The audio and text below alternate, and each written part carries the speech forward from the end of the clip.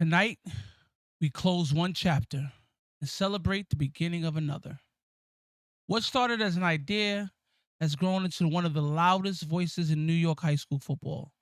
Every week, we've debated, broken news, highlighted the next generation of stars, and told the stories that deserve to be heard.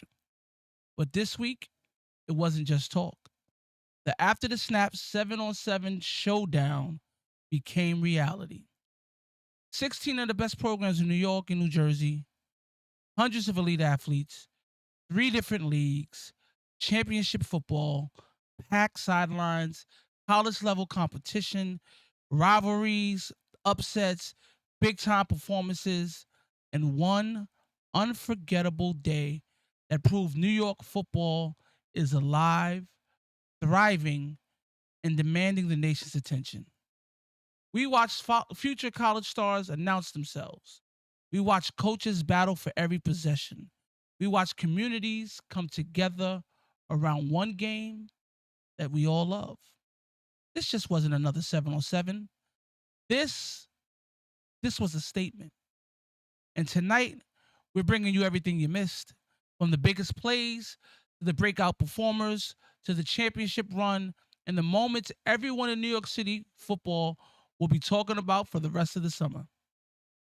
It's our season finale, and we're going out the only way we know how, recapping the biggest high school football event this summer. Welcome to episode 23, our Jordan number. This is After the Snap podcast. This is After the Showdown. Let's get into it. It's the after the snap, where the city talks back. Up the game off the field with Ed, Tuck and Mac. First we break it down, then we'll build it back. From uptown to the bridge, we dissecting the gaps. From the whistle to the chats, we don't fumble the facts. If it's happening in the 5, then it's after the snap. Go!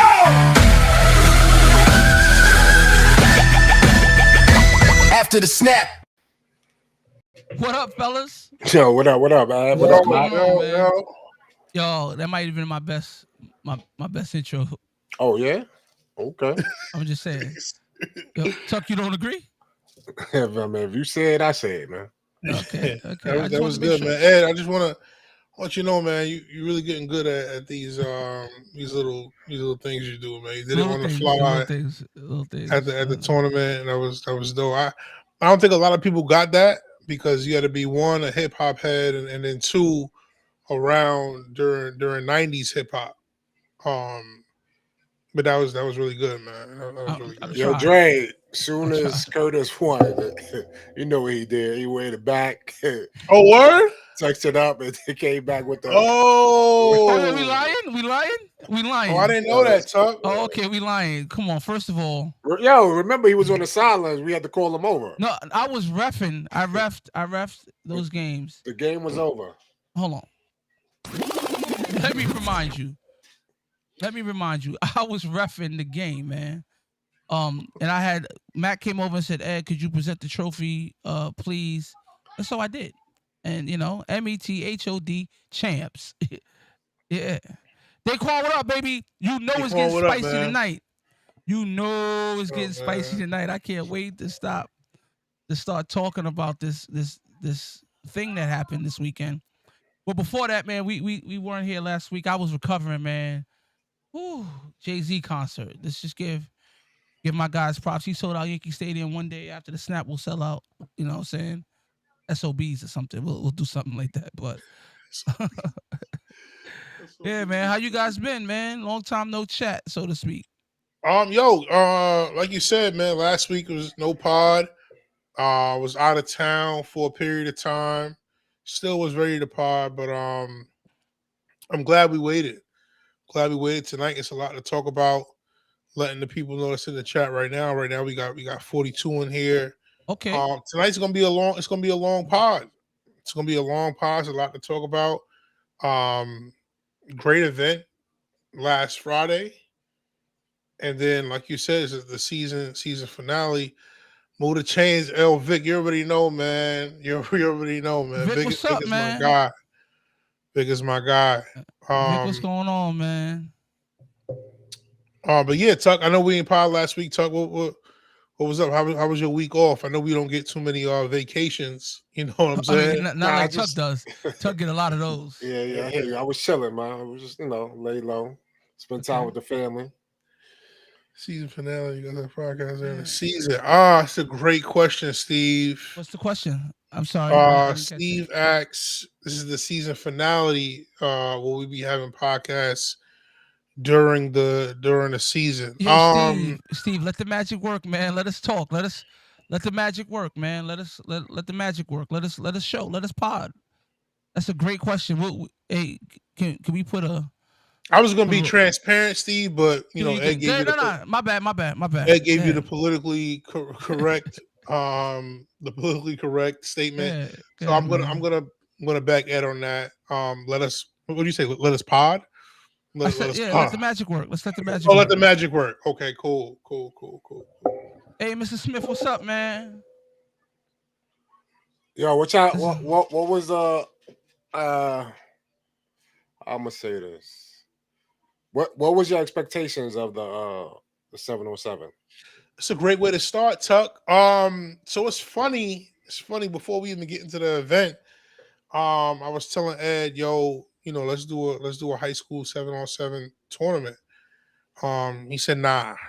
He said, nah, there's too many things going on. oh man, here we go. Not really trying to hit the ground running. Don't really want to put the work in. I said, are you sure you don't want to do this? Here we go. He said, nah. I said, all right. I said, all right, cool. And then I saw something come across my timeline, Tuck, that I thought Ed would like. You know what I'm saying? So I Hold sent on, it hold to on, him. hold on. I apologize. I apologize for interrupting. But Hello? before we get there, can you hear me, Mac? Who just went out? Who just went out to sound me? I can hear you, Mac. Can you hear me? Tuck, can you hear Yeah, I can me? hear you. Yeah. Yeah, we can hear you. All right, Mac having technical difficulties. So before that, Mac had an idea. Remember we started talking about this Catholic League versus public high school 7-on-7. Mm-hmm. You weren't able to get Behind, but hold teams. on. Oh, I forgot about that. Behind closed doors, just want everybody to know. I mean, now that we got the event off, Ed dubbed that. He was coming on. He was being talent. He was being performative. But behind closed doors, behind behind closed doors, Ed didn't really want that to happen. Go ahead, Ed. My bad. No. I just wanted to say that you had this idea multiple times. That's all I was saying. You Absolutely. had this So I idea sent I multiple sent times. him something that I thought would, encourage him to try to push this through. It worked. But then it only really worked for like 2 days. Like he was excited about it for 2 days, and then he was like, you really trying to go through with this? I'm like, yeah, man. And then we got Coach Tuck and Coach O'Connor involved. Once we got those two involved, I pretty much knew that this was gonna follow through. Um, You then we know, started. I'm sorry. you're breaking the third wall right here, man. You're giving people the insight No, we to are. off the We are. air. I think Yeah. this. I mean, this is season finale, so we could do things like that on this show. Hey, but Um, before we do that, mhm. like, subscribe, share out the video. We need to get more people in there. I need all the kids that played in the 7-on-7 this past Friday here, Absolutely. because when we get to that, Yeah, I need shout more out to people. Steve R. Iona in the house. Iona Oh, in the building. Iona, yo, it In would the have been building. nice. It would have been nice, Steve. It would have been nice. Maybe we could talk offline, Steve, and maybe you could hit Coach Ed, and we could figure some things out for next year for Iona. Um, but yeah, so we kind of got everything. Coach Holt in the spot, man. What's up? Thank you, God. We gonna get to the schools, and we gonna get to Yeah, everybody. Coach Holt, Mr. 7-on-7 now. Yeah, Yeah, yeah, guys. my man was into that 707. Yeah, man, Uh, intense, man. He's running a good program there. uh, Um, yeah, so good work, yeah, good so work. we yeah, cook the tournament for sure. Appreciate it, Mike. Appreciate that, man. We got them involved. We got a group chat going. Mind you, this is maybe a month out from the tournament, right, Ed? I don't even know if it was it a month? It might have been a month. You sure? we Okay, ended say no up we more. ended up picking a date, um, and we settled on that date. It worked out for everybody, and we started putting things together. And then it came in 3 weeks, and we just trying to get everything together for the tournament. Try to see what teams can actually get involved. Um, I just want before we even dive into the tournament, Mm-hmm. I want to take my hat off to the coaches Thank that you. was involved. Appreciate that. Um, sometimes, well, I can honestly say for as long as I can remember, I don't know if I've seen that many schools football wise at one location In New York City. in New York Mm. City. Yeah, that Um, was tough, man. That was dope. I've never really seen that before. And I know coaching staffs like to stay within their bubble. Back in the days, I know Big Apple allowed a space where teams can share a field and they could be at the same field and the kids work out together 7 on 7. But even that, the Big Apple kind of scene, everybody just started doing it at their school pretty much. I'm sure there's still locations where you'll have two or maybe three schools, but it's not like it was in the past. So to not only have the PSAL schools, but now you're mixing in um, Jersey and then the Catholic League schools. That I've never seen that before. For as long as I can remember being around football, New York City football events. So I Uh, definitely want to take my hat off to all the coaches that brought their programs. You guys came in great spirit. Your staffs was in great spirit. Yes, it got chippy at times, but that was expected. So I definitely want to take my hat off to the coaches that came out and participated in this event. Yeah, man, it was good to seeing the young coaches out there too. Sharif Legree, Dennis Peterson, mm. Ed Lee, all from Grand Street. Um, Two of them is at South Shore, and Ed's at Lincoln.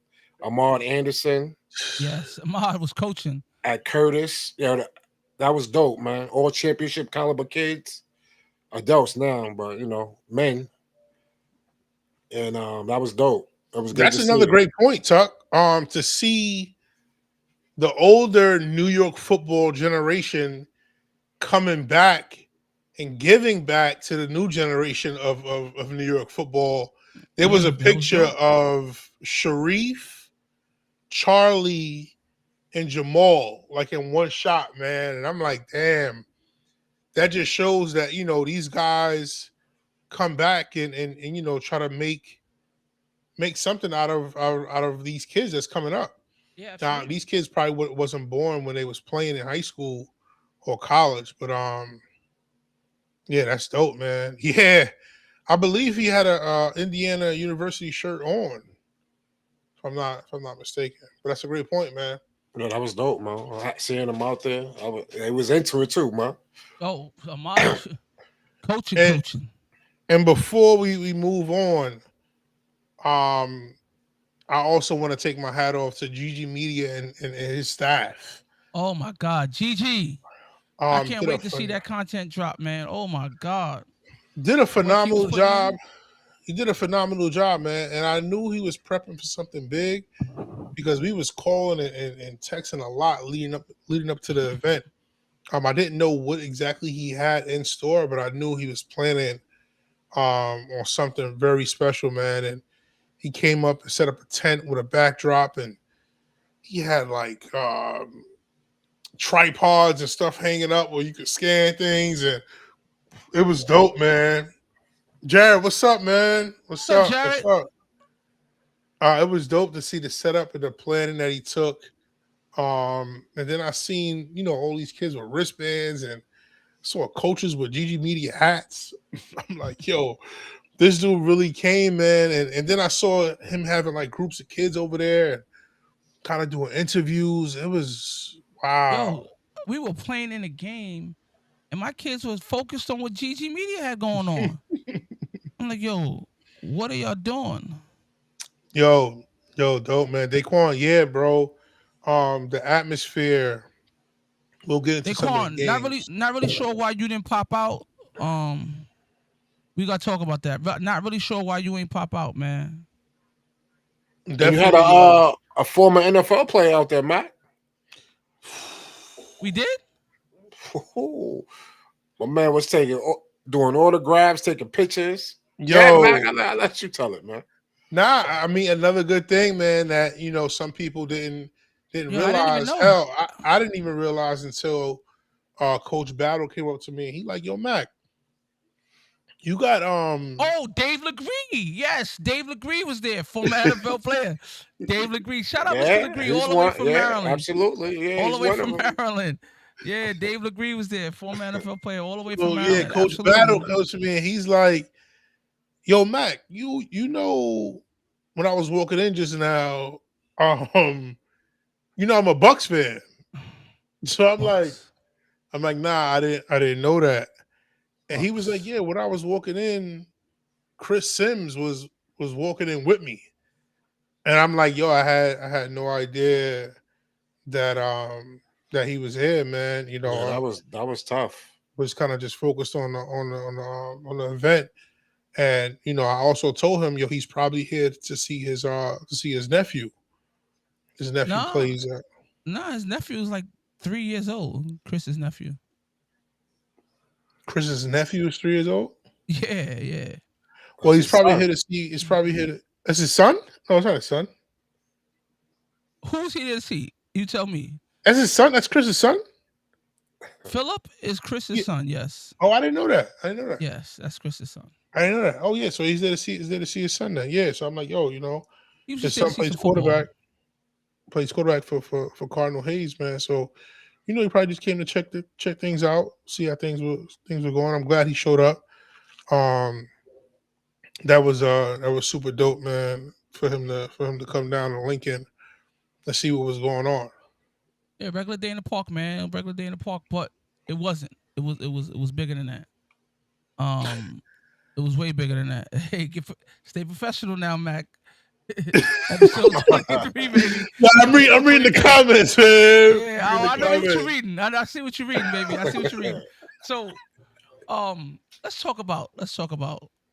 I don't know how you want to recap this. You want to talk about the three matchups we discussed ahead of time, and oh my God, were they good ones? Or do you want to discuss this just the fact that, well, first of all, shout out to Coach O'Connor. Uh, we had three fields going at this event, which allowed us to move the games a little quicker. Shout out to everyone who volunteered and helped out.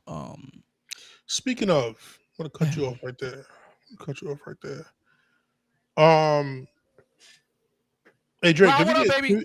can we get Tuck full screen, man? Can we get Tuck full screen really quick? Wow, what happened? I gotta No, get my no, man. tuck full So screen, please, please. I need to really give my flowers to Tuck. Oh, yeah, this guy, man. I need to really give my flowers to Tuck. So doing events like these, man, is really tough. And while planning this event, I realized who was real and who was fake. Tucker's what I would call a real one. I Definitely. know for events like these, you got to get there early. You have to set up. I got to the field around 9:15. Tuck literally pulled up maybe 5 minutes after me. Helped me set up. It was a huge setup. Helped me set up the event. But then he asked me a question, and he said, "Say yo, where's say yo, where Ed? Say yo, where's Ed?" I said, I don't know. I just Yo, Tuck, man, you did an excellent spoke, job, man. I spoke to just him want to longer. commend you on the job you did out there, man. Excellent job. We really Tuck did an appreciate what you did. amazing job. Nah, but Ed, this is not where you come in. Oh, So I me and just wanted Tuck to out commend Tuck. there working, man. We working and we putting up tents and we're setting up the water stations and you know what I'm saying? We trying to get things organized and still no Ed. Did I mention what a great job Tuck And still did? no Ed. Tuck did a great job, man. Tuck asked me again. Tuck like, yo, Mac, it's 11 o'clock. Is Ed coming? And I said, damn. Man, that's a great question. I said, yeah, I hope so. I hope so. But now teams are starting to come in. Tucker's talking to media. You know what I'm saying? He's all in. And I'm like, yo, thank God Tucker's here, man, because I'm trying to run around, just make sure everything is straight. But then like Yo, Tuck, you did a great job. I just want to point 11, that out again. Appreciate it. All Ed. right, all right, cool. Matt finished. 11:30 comes. 11:30 comes. So the games are about to start, right, Tuck? Yeah, game's So about to start. Game's about to start. We like, but where's Ed? Like, this is the After the Snap podcast 7-on-7 tournament, but it's no Ed. And like a real one, Tuck wasn't even supposed to do this, but my man is keeping times of the games. And he like, yo, we got to get things rolling no matter what, no matter who's here. Ed, you gotta tap, you gotta spank your Wi-Fi.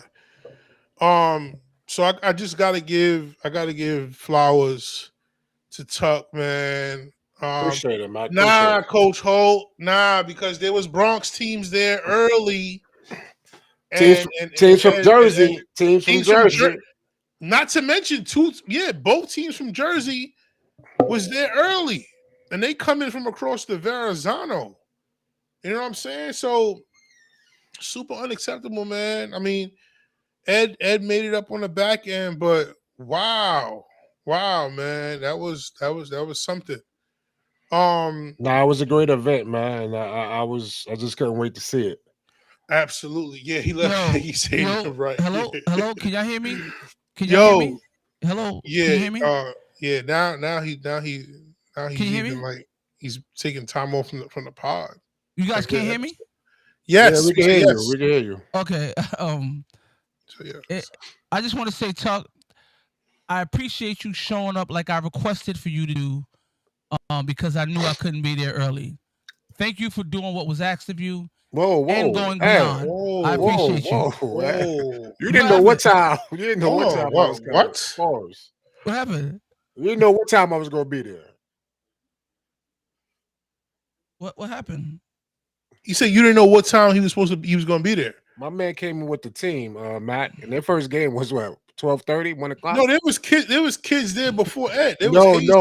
Yeah, those are the ones that lived in Brooklyn. Guys.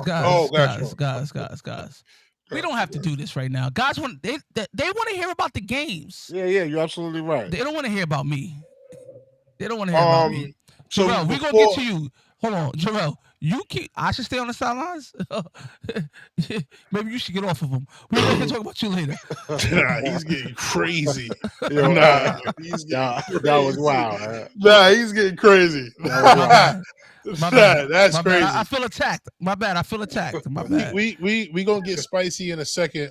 Before we actually get into it, last thing I do want to say. So the referee crew assumed and thought the tournament was on Saturday. Who's in charge of the refs? I'm sorry? Who's in charge of the refs? You want me to name the person? No, forget about it. Oh, I'm about to say that's crazy. If you want to do that, I would have named him, but that's crazy if you just want to blow him up like that. No. They made a mistake, so we had to improvise. I think it was more miscommunication. Yes, absolutely. Than mistake. Miscommunication. Yeah. I guess the date of the tournament wasn't really spoken about, more so the rules and all the technicalities of it. So next year with the refs, we'll definitely kind of make sure they know what date the tournament is on. I definitely wanted to say that before. And then God stepped in and they did the best. Yo, guys, man. Yeah, Coach Holt, calm down, bro. Calm down. Coach Holt OC was on timing with the QB counter guy. I think we had to stop for quarterback counts. Yeah. 10 times. The quarter. Yo, what's the count? Yeah. On 3? On 4? What's the count? They wasn't playing. I mean, coaches definitely understood after a while and maneuvered maneuvered how they should. Yes, Nah, when I Um, mean the coaches was competing, they was competing. competing, all right, completely so that competing. that that that brings me before we talk about the tournament, we could recap a couple games that we highlighted in our last episode. Oh, please, let's do that.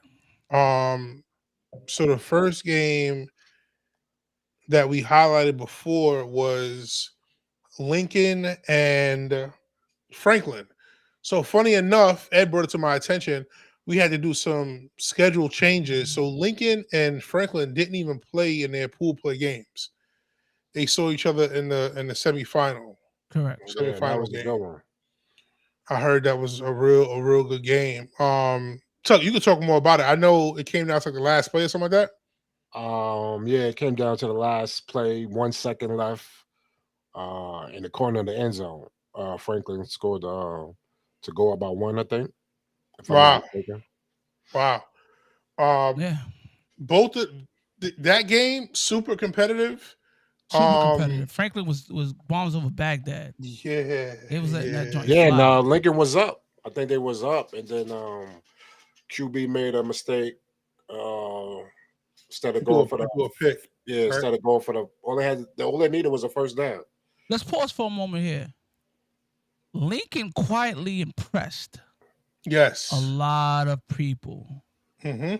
Quietly impressed a lot of people. I People agree. thought they were dead in the water. Mm-hmm. QB left.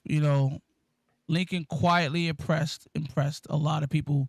Made it to the semis. Can't wait to talk about that Lincoln Kennedy game.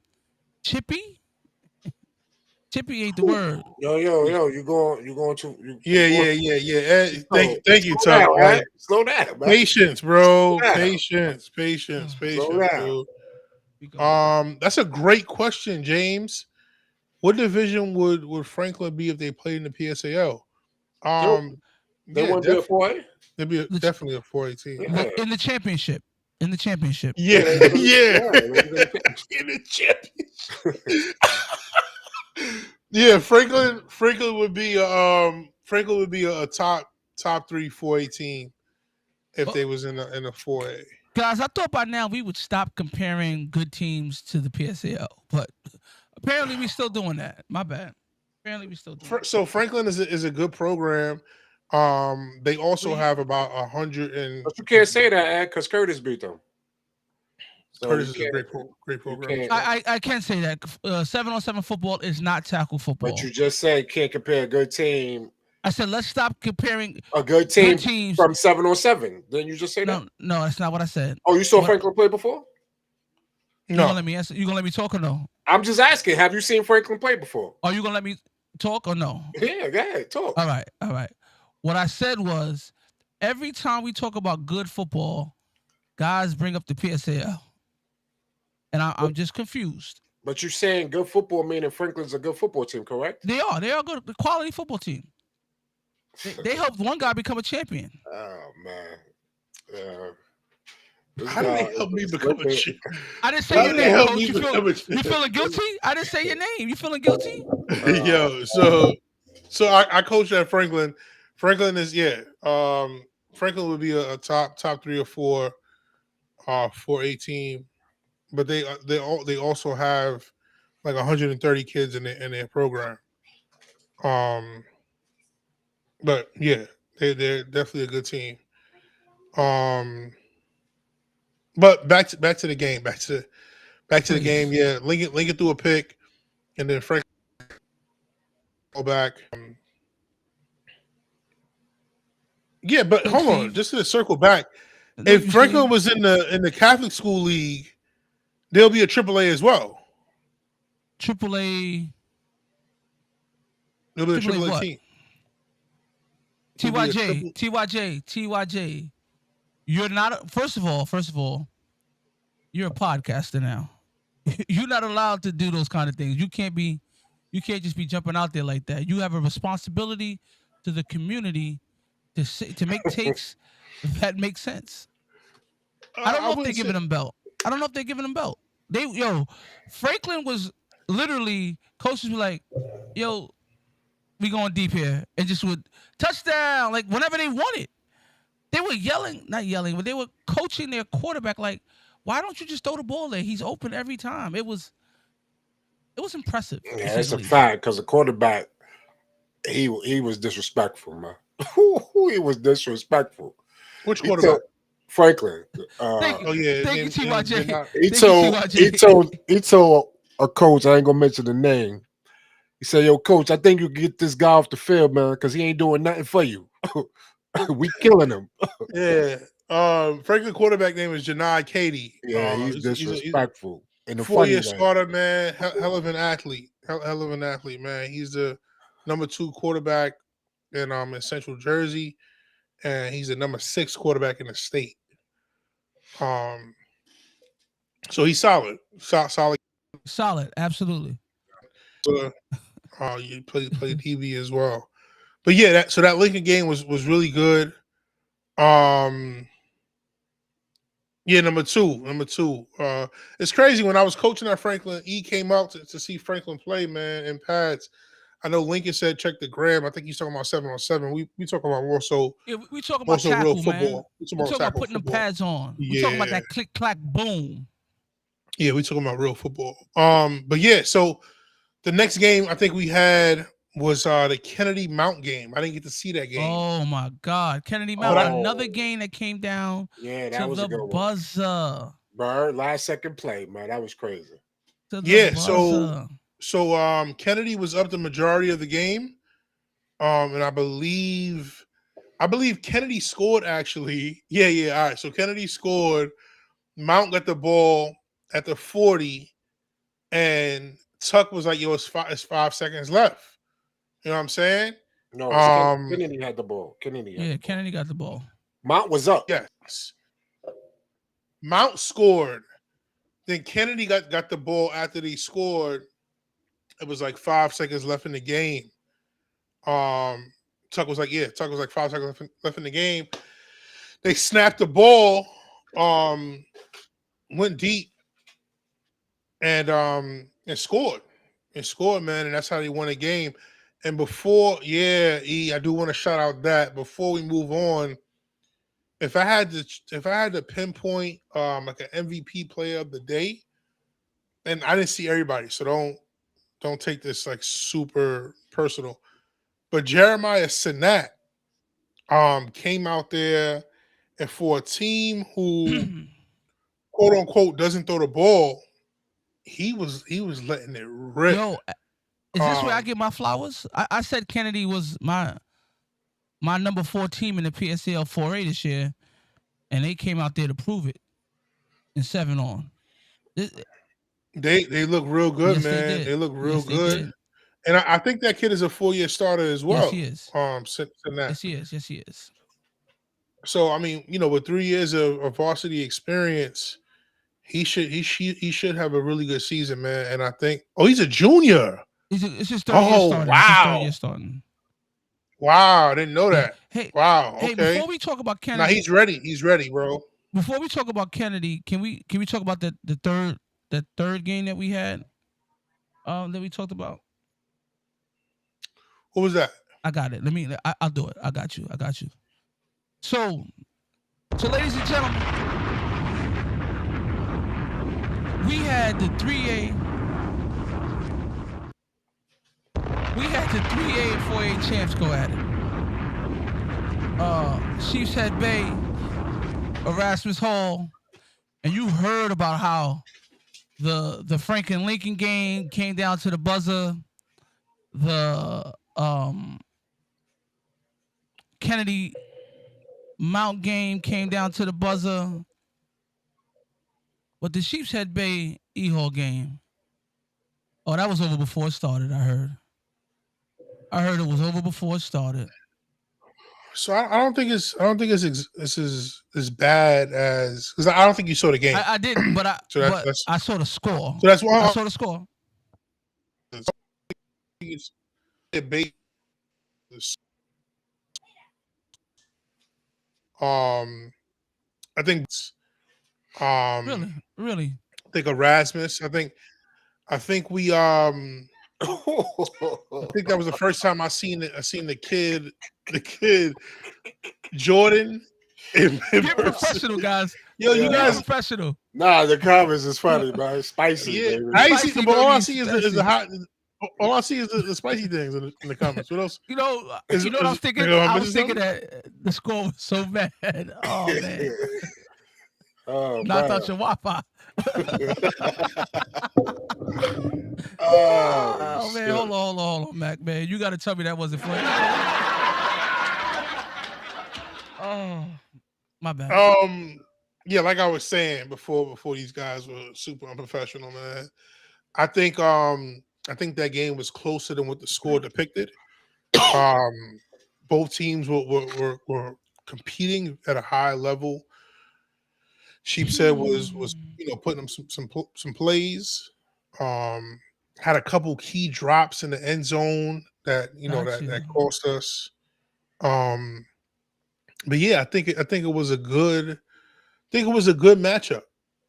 I think the final score was 2012, right? No. I think the final score was 20-8 or 20-6. 20-8, 26. Okay, I mean, Yeah. You didn't score twice. well, yeah, you're right. I didn't score twice. You're right. Oh, you didn't Yeah, coach it. it was You didn't coach 26. It was 26. 26. Okay. I mean, listen, man. I think the kids learned from that. That was a good experience for them to compete against such a 4A loaded team? team. The team is a loaded team, man. We got our first glimpse of the kid Jordan. I think his name is, who They plays called you running said back. it. JB is a dog. Jordan Bishop was out there. Jordan Bishop. Yes, that's his name. Jordan Bishop.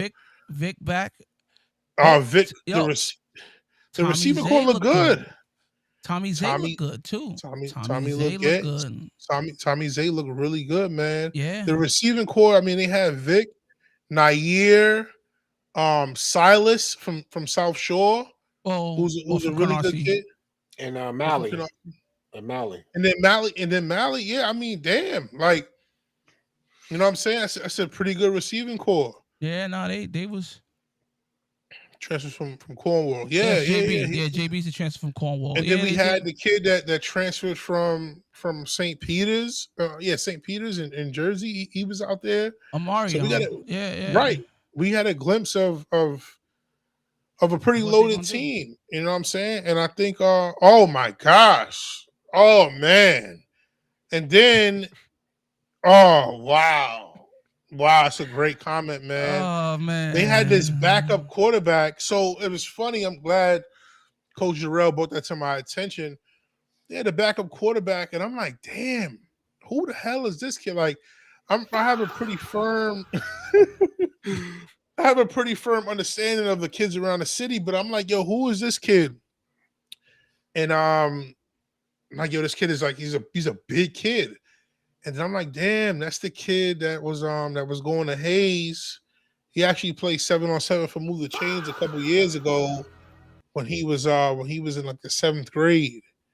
And he's jacked now. He's like 6'1", 190. He's a really big kid, man. So, I mean, as always, those a hell of a ball, man. Jalen Pierre's his name. Talented, super talented kid. Super talented kid. Take nothing away from that young man. Those a hell of a ball. Super talented kid. Was out there spinning it with E Hall. Looks good. He did look good, man. He did. He definitely did look good. But yeah, that was definitely a game, man. Definitely a game. It was a game at the coin toss. I think you're making it seem worse than what it really was. The game is actually live streamed on YouTube by Skybox. Shout out to Skybox. Yeah, so if you guys didn't get a chance to see it, you guys can go there, and I'm pretty sure Ed is dragging it right now. We definitely played a lot better than what he's making it seem like. Did you see? We had the opportunity to play 4 games because Zavarian dropped out. Oh, so we filled in for one of their games. So we did get a chance to play Lincoln as well. How'd you do against Lincoln? They beat them. The team Why is that? Why is that a buzzer? You said you lost to Lincoln. No, they So won. we beat They beat Lincoln. them. You I beat think. Lincoln that made it to the Final Four, but lost to Eho. Yeah. We beat Lincoln 14-13. Oh, you scraped by Lincoln. Okay, got it. Scrape by. I'm just Yo, this. you had a goodie with Lincoln. You had a goodie. Yeah. Yes. Yeah. We had a good with You had a Lincoln. goodie. My bad. I apologize. You had a goodie with Lincoln. I saw Eagle 3 game. I was looking at a couple of their pieces. Eagle 3, they have probably one of the best receiving cores in the city.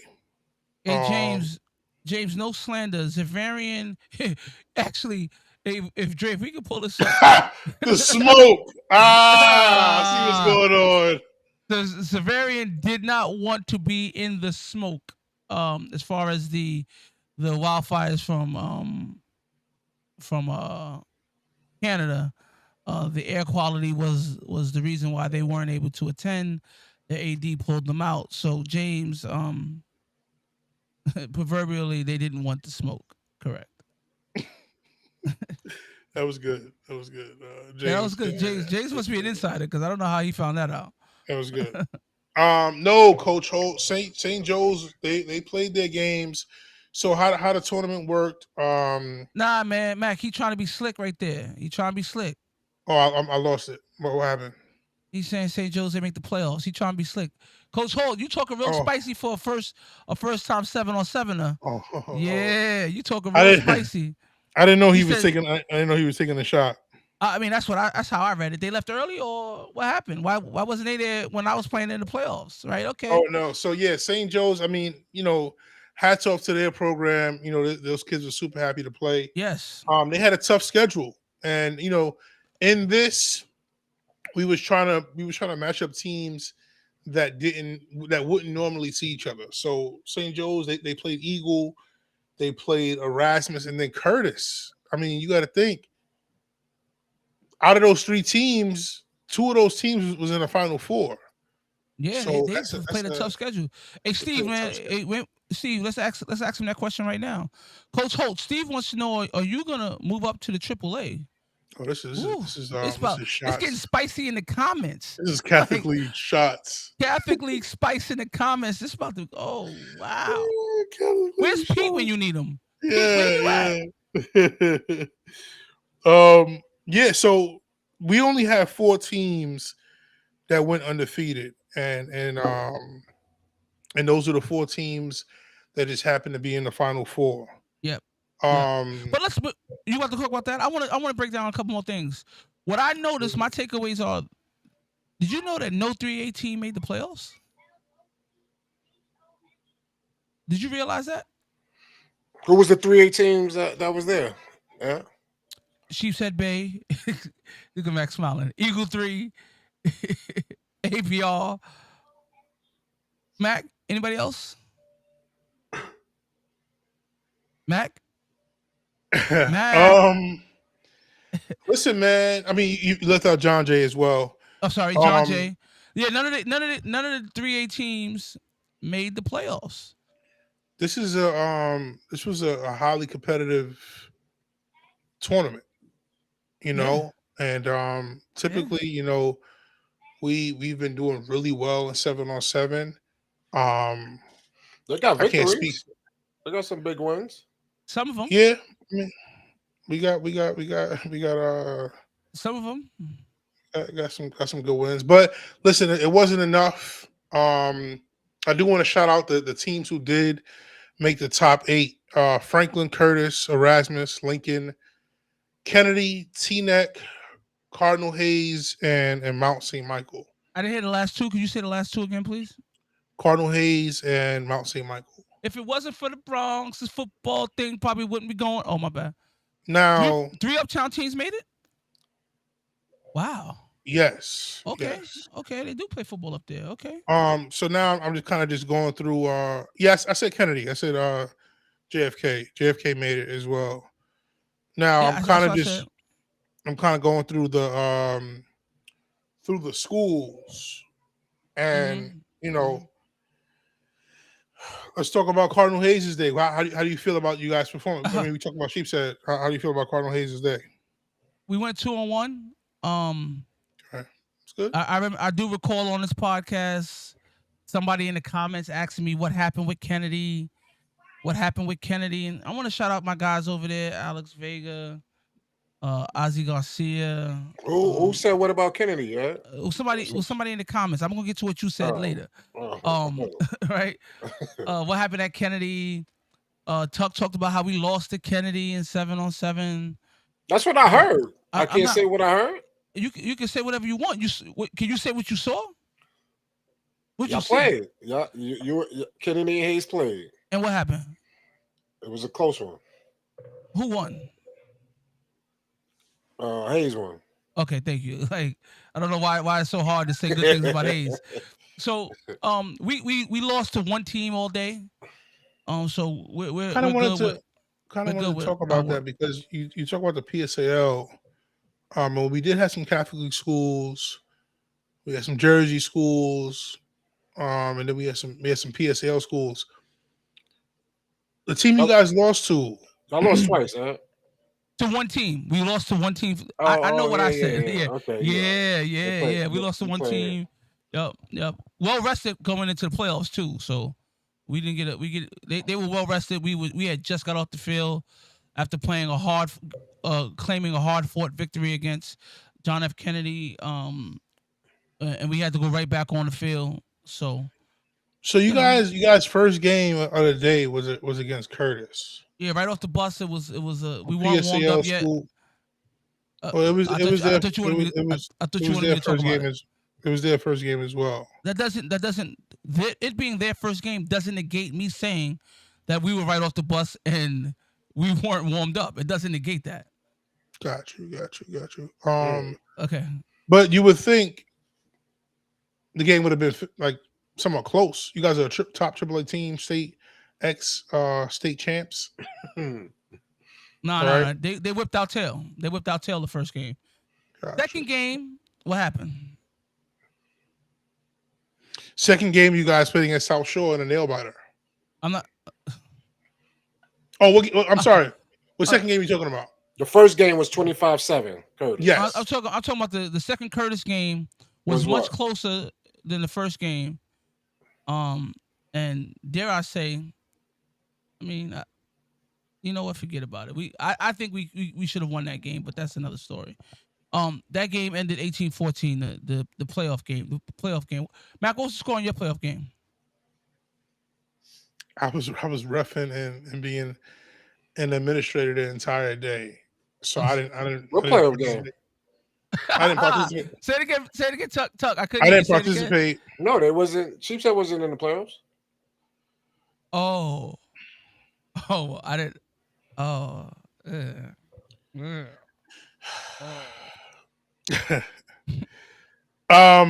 Just kind of want to run through the teams, man. I think John Jay came out there. Somebody put in the comments JFK versus FJM, and can we recap that game, or you want to go through John Jay first? We can recap the game. I didn't see. I missed the game. I was Chuck. Did you see that game? They was on field 1, right? If they was on field 1, I saw it. They were on field 2. They were behind you. No, I didn't see it. No. I distinctly remember you seeing this game. Don't do that now. You saw this game. Oh, how are you gonna tell him that he saw something that he just said he didn't see? I think he said he didn't see it. Okay, so let me tell you what I heard.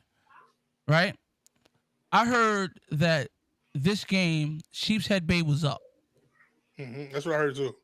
And then JFK got the ball at the 40-yard line, and the coach called the defensive play. And when the ball got snapped, all you heard was, "Oh no.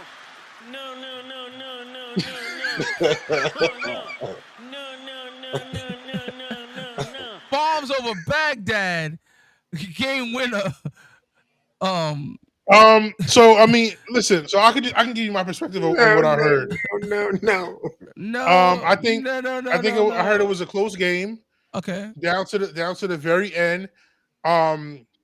I heard that Sheepshead was up 4 or up 5 Mm-hmm. with like 10 seconds left on the clock. Okay. And then you heard. Oh no. No, no, no, no, no, no, no. Oh no. No, no, no, no, no, no, no, no. uh, Oh, oh man. Oh man. oh man. What what Um, what coverage were they in? what coverage was who in? Sheep's head. That's it. Like they're up. It's a few seconds left. JFK has to be going to the end zone. They had to be in a prevent everyone back defense. See the particulars. I would have to see. I have to see the film on YouTube. On what? The coverage they was in? Yeah. Yeah. Oh, we got someone said they were in cover 2 on the last play from the 40. And cover two man. I mean, cover two man wouldn't be. You know what I'm saying? Wouldn't be a That's bad. not that's not a cover 2 man isn't bad, but you know what Sanat said? Got him.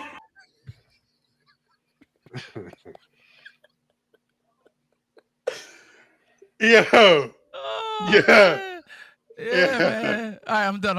I feel like it's only fair if all of us has a soundboard. I'm done. You know what I'm saying? I'm You know done. what I'm done. Um, Steve, no, they haven't seen Hayes play with pads on. Actually, Mac has seen that. Mac saw us play his one of his favorite teams with pads on twice. He saw it live and in person twice. Rudely, big man, 515 next year. Good idea. great idea. Good idea. It's a great idea. Rudely, Great idea. soundboard is what I mean, it's just needed. Yeah. So Yeah. I mean, if Sheepshead wins that game, they're in the playoffs. and if It's it was a spliff, we'd all be.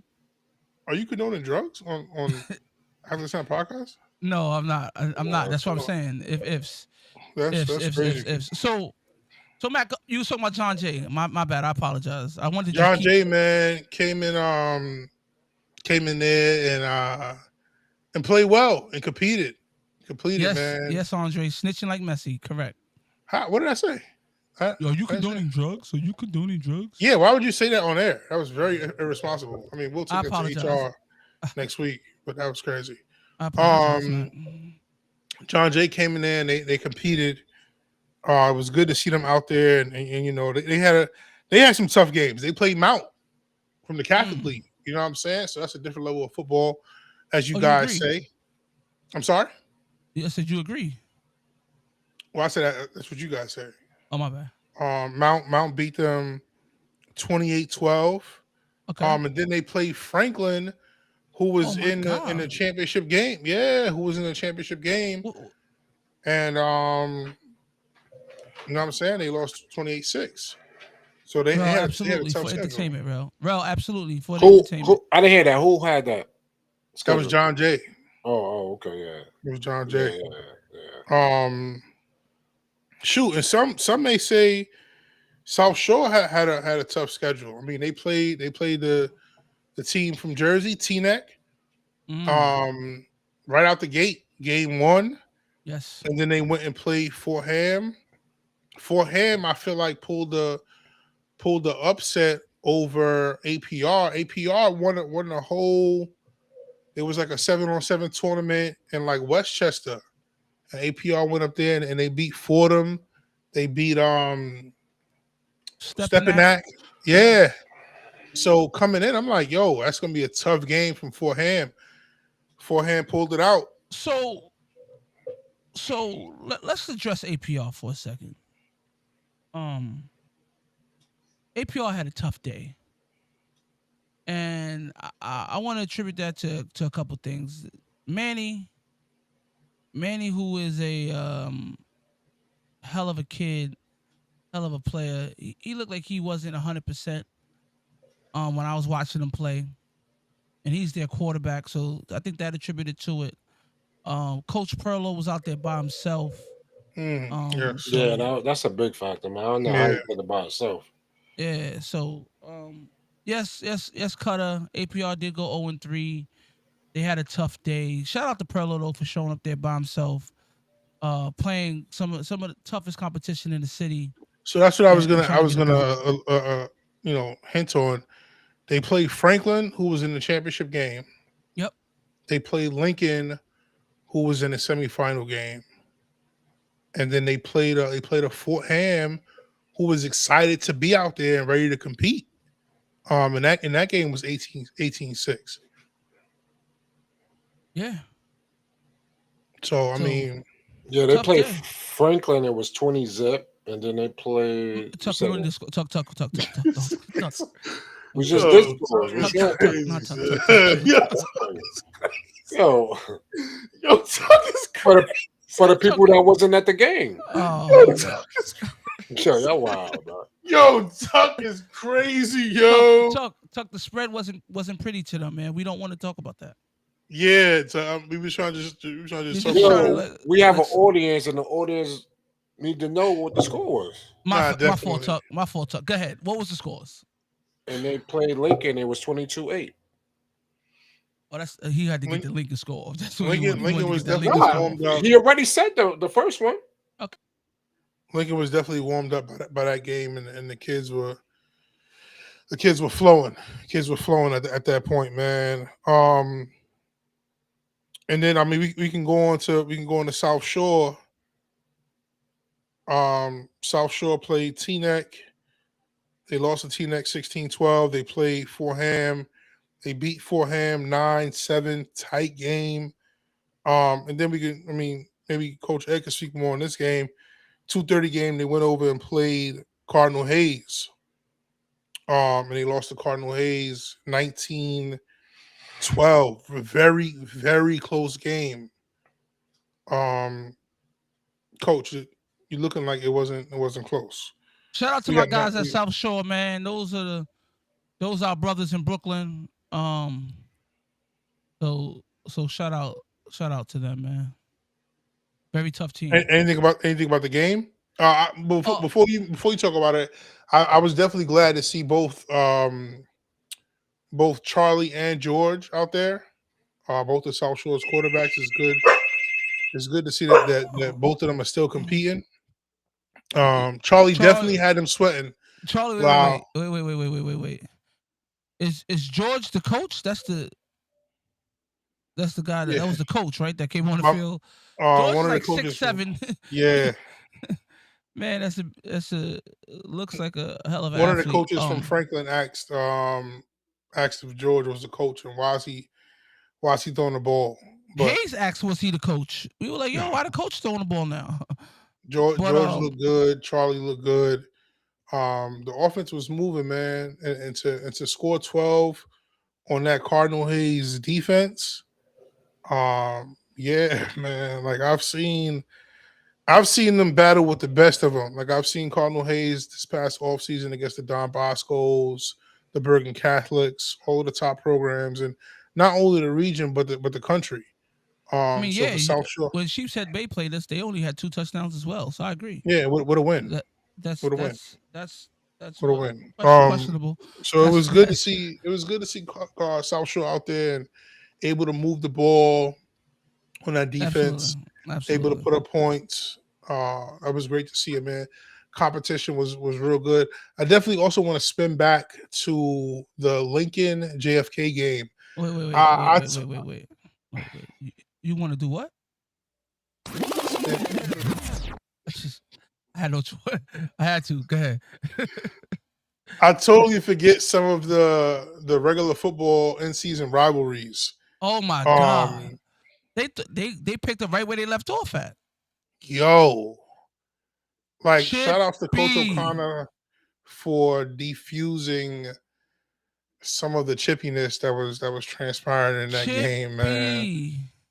Man, they was acting like this was the semifinals of real football, man. Just talking about super competitive. Yeah, that was a sight to see. And then the semifinal game between Curtis and Erasmus. What's LJ talking about? Lunch money. Not sure. Yeah, that game was chippy. Yeah, so Elon we Curtis. Yeah. yeah, Did so we Oh, didn't. I mean, both of them was Lincoln Kennedy and I'm about to say, did Curtis have a game that wasn't chippy? Oh my gosh. Curtis was Oh about that man. business. So It was about that we didn't life. speak much about Curtis. This was my first time seeing the, I guess, new and improved Curtis. Um, Christian Carter. Christian Carter. And Um, Lau put this in the chat a little while ago. He said the schedule makers weren't slick. Christian Carter's a transfer from St. Joe's by the Sea. He was hurt last year, didn't get to play. Um and now he's over at Curtis. And their first game was against St. Joe's by the Sea. was it their first game? First game. Yeah. Yeah, because they played that game Yeah, it was. again, back to the foolery, the chicanery, the lies and deceit that you put out. You said that Curtis versus Hayes was Curtis's first game. It wasn't. I watched Curtis play St. Joe's by the Sea. Then they came over and played a cold Hayes that hadn't been warmed up, that hadn't been going yet. Yeah, yeah. Okay, my bad. Yeah, Curtis looked really good. Really good. That was my first time seeing the kid Christian Carter. He Yo, showed up. This dude is built like a inside linebacker. When I seen him line up at quarterback, I'm like, wow. And he was poised and throwing the ball, but he has athletes. Like, yeah, I don't know. I know it's been a lot of talk about Eagle, E-Hall. Yo, if Curtis Line is halfway decent, talk about it. Curtis wanted their name out there, and they came. they're They gonna be came to right in the mix. They have Curtis said athletes they've been across the board. sleeping. They posted the next day. They were sleeping. They were Yeah. sleeping. Yo, Curtis, Christian was throwing the passes to his brother Nick. Right? Yeah, Nick. Yeah. Hey, Pierre, why are you posting E3 Curtis? Did y'all win that game? No, but it was a Exactly. It was a oh wow. It was a what? Now I was about to say before you cut me off, I was about to say it was a great game. 24-16. Yo, E3, and I've been telling people sleeping that the receiver called the Darnell Rinks, Darius Kasia Wright. Oh my God. Hold on. Darnell Rink. I know we're talking about the 7-on-7, but Holy Trinity folded last week in the middle of July. Yeah. Yo, shout out to my guy Uzi. He's got an article on Newsday, High School Sports. Uzi, you will pay for this ad later. That talks about what happened over there. Shout out to Pete. Pete has an article, 4 or 5 articles on his page, on his blog, about what happened over there at Holy Trinity. But man, yeah, crazy that they folded in the middle of the summer, man. Unfortunately, I think Jared has an article about specific kids that have already left and where they landed. Yes, he does. 6 kids he had in that article. Darnell was one of them. Oh, I mean, obviously he was playing for Eagle 3 that day. Yeah, Darnell was definitely one of them. He was playing for Eagle 3 on Friday, and the news came out Wednesday. Coach put up the E3 Curtis with the fireworks because it was a great game, man. And I know people like to say, well, not people. Coach Ed likes to say 3A, 2A, 1A versus 4A ball. Hold on. I know it's 7-on-7, but for that game to be what it was. Can you bring up P.S. comment, please? He inviting me to come out to Queens. Could you bring that up, Dre? Yeah, that's all I gotta say to you, man. Playoffs? I mean, he invited you guys, man. Yo, Coach Holt, way to double down. And this is another reason why I like this event. And I want to get onto it before we actually move on. For guys from other leagues to see what other teams look like. Probably prior to Friday, Coach Holt would have probably never knew, what Eagle 3 had or looked like. and Yeah. how they operated. You know what I'm saying? Yeah. That was my first time seeing Mount. I like Mount's quarterback, man. This young kid with blonde hair. Like he came out there super poised. Yo, Like hold on. Shout out to Mount St. Michael participating in their first Yeah, that ever was 7-on-7. and they was Jacob. into it, man. His They name was is into Jacob. it. That's 7-on-7. Cole Holt. Kid name is Jacob. He had the clock. He had the down marker. He was all over the place. He was making sure. Who Coach should have been from, 18-6. Wow, P. Didn't know that. Sure, he was a physical player. Pierre, man, should have, could have. Oh, what up? Nah, but this is that's what I just wanted to bring it back Yeah. to what I was saying.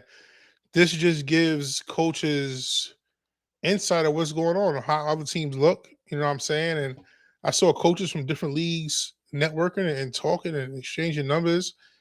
I think that was all aside from just football, but just the fact to bring everybody together, Yo, guys who haven't met each other. I hope there's some scrimmages that come out of this, right? I hope we get a Mount Eagle 3 scrimmage. Well, I was hoping You know, it could or be an joint after practice. the snap. I was hoping next year they Ooh. could be an after the snap classic, That's a weekend classic. we didn't even talk about this shit. That's what I'm thinking about too. Well, we can That's- set up actual games Yeah. between schools and make it a weekend Eagle 3 thing. versus Mount. Let's go. Let's get it done now. Eagle 3 versus Mount. That's nice. Pierre, That's what's nice. Pierre, what's up? That's. Queens get the money? I think PC we'll get to that. Yeah. We're playing football. The Yeah. quarterback. So Coach Holt just said the quarterback. That's his third year. Jacob Jacob Jimenez. Let's get his name out there. Jimenez. Yeah. Yo, he Okay, looked really good, man. He looked poised. His mechanics looked really good. He was throwing the hell out of the ball. He was making his reads. He was listening to the offensive coordinator that you guys had out there. That was great to see. Y'all love E3. That's funny. Yo, what's crazy is I don't see Pierre hasn't responded. It's a little Coach late Holt. for the people. It's a little late for the people that that's watching. He'll respond in a second. No. He's Coach Holt. Would you like to be the first team signed up for a match in the after the snap week 0 classic? That'd be great, man. That'd be great. Pierre's just concerned about this season. I definitely think. I think definitely we can talk to some coaches after the season. No. We don't need to wait. Coach Holt has said Oh yes. shit. We talk Mount Eagle 3s in the future. Oh shit. The future is now. Oh shit. Yeah, I Pierre, didn't you know here? that. Okay. Pierre, you here? Queens get the money. Don't duck smoke, baby. Let's go. Oh shit. Pierre, where you at? Well, I know my guy, and I definitely want to take my hat off to him again. I know he's not on here right now, but he'll probably watch the pod Are you gonna at take a the hat later off? date. I would hope that we can get Lincoln versus Cardinal Hayes next year as well. Done. Wait, my bad. my bad. I apologize. I jumped the gun there. But yo, we can definitely set some things up. But this was great to have to connect these guys. Next year when we do this, I'm pretty sure it'll be a lot bigger. It'll be ran a lot better. And we're expecting How about a Catholic PSL week 0? Yes, Steve. Let's do Metro Bowl 2027. The After the Snap Classic. Let's get it done. Done. Definitely something to work on, man. That's definitely something we'll work on and try to put together. That's something that I've been trying to do for last couple years. Hopefully in 2027 we can really get that kicked off. That'd be really good. But yes. So we had the semifinals, Lincoln versus Franklin, Curtis and E Hall. The Curtis and E Hall game, we needed all hands on deck. I had the ref. Yeah, I needed reinforcements. It was good to see. It was good to see because although it may seem like it was getting out of hand, they was able to shake afterwards. The coaches, respected each other. That was a little spicy. That was a little spicy too. But it was all in respect, and I want to take my hat off to all of the coaches for just holding a team at a certain standard and keeping the conduct in line. That was very important for this event to be successful. And you guys did an amazing job at that. You guys did a really, really well job. Even when I thought sometimes um, things were getting out of hand, it was quickly de-escalated, and that was great to see. Yeah, it was Um, three spicy games. Not to cut you off, man.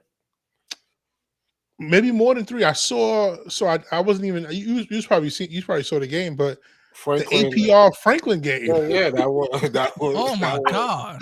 that Yo, was crazy. They don't even know what each was? other. They don't even know each other. What was that about? I Nah. don't know, man. I don't know, man.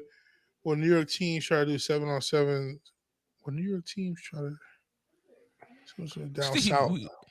Steve, there are New York 7-on-7 teams that travel down south. But you talking about high school stuff? A lot of high school guys either like to do the college 7-on-7s or Yeah. well established 7-on-7. So I'm sorry. Let me Drake, can you put Mac on the big screen for a second? I just want to do a little quick say something. Um it is this man needs some flowers. Everybody put a flower in the chat. He told me not to do this. He told me not to This do guy, this, but I gotta do this, man.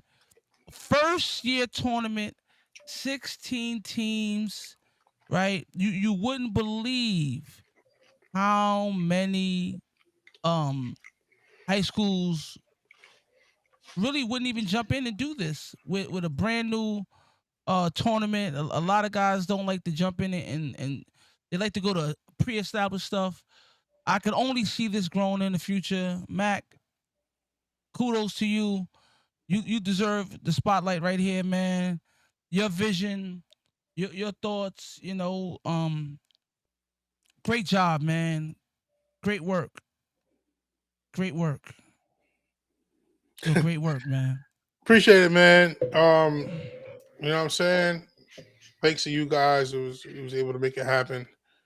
Um, thanks to the media people for capturing these moments that will live on forever. I think that's the biggest part. Yeah. The pictures and the videos that 10 years from now, kids could look back and say, when I was in high school, these people did this, and this is what it looked like. Yeah. Um, Create actually, I memories, saw like man. a Good job. preview of a video by Flicks World. Woo. Um, I got one for Shoot the Stars, man. The recap videos is about to go oh, you got one crazy. where's that one? Yeah. Got that in the tuck, baby. Yeah. Yeah. Content over everything. So yeah, I didn't Yeah. see any of Hey, them. hey, Darnell, you missed the Eagle 3 recap, man. We not going back for that. No, I think he means I think so. Shoot the Stars was doing a recap on each team. I think he Did that did come one out for yet? Eagle 3. I think he Did that did. come well, out? Oh, I didn't see should that be yet. I coming gotta out go see soon. that. Shoot the Stars did a good. He was doing a It good was job. a lot of media out there, man. There was a young lady out there too, man. I didn't get her name. I wish I did. Yeah, if you're on here, the young lady that was talking to me and Tuck at the before the 7-on-7, She was the first one out there please, too, man. yeah, Hey. DM us, please, man. We didn't get Hey, you know how to this get goes. your name. Hey, people, go find her. Go find her. Somebody in here knows somebody who know who she is. I think she had Well, she dreads. said- She had dreads. She was from Patrides. She said, She yeah, went to Patrides. yeah. But she live in She go to Staten Island. CSI. Yo, Oh. hold on. Let's shout out the. I seen at least 2 high school coaches who weren't there with their team who were at the 7-on-7. I think I know. I think her name is Asada. Oh, okay, I guess Mac. I Is think not I'm. looking for it. My I bad. didn't Yeah, my bad. hear Yo, you. What you said?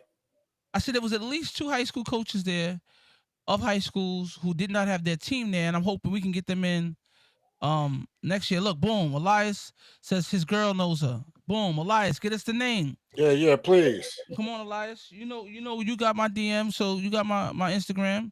Let's get the name so I can get that to Mac. But yeah, So, Transit Tech was in the building. Transit Tech was in the spot. So that's funny you say that too. It was Transit Tech and it was Holy Cross Holy was in the Cross. building. Oh wait, Holy Cross was there as well. Reggie was there from Eagle too. Reggie did come from Eagle too. Yeah, Reg did yeah, come from Eagle too. yeah, yeah. And we had an early confirmation for next Woo! year's 7-on-7, and Talk about this it. is definitely expanding faster than what I thought. But the nationally ranked St. Francis Academy from the DMV area said that they're for sure Locked 1,000% in. locked in for next year, man. Oh, that's So bad. Oh, okay. I think that would give perspective, man. I know they have maybe like 22 or 25 Division 1 guys on their roster.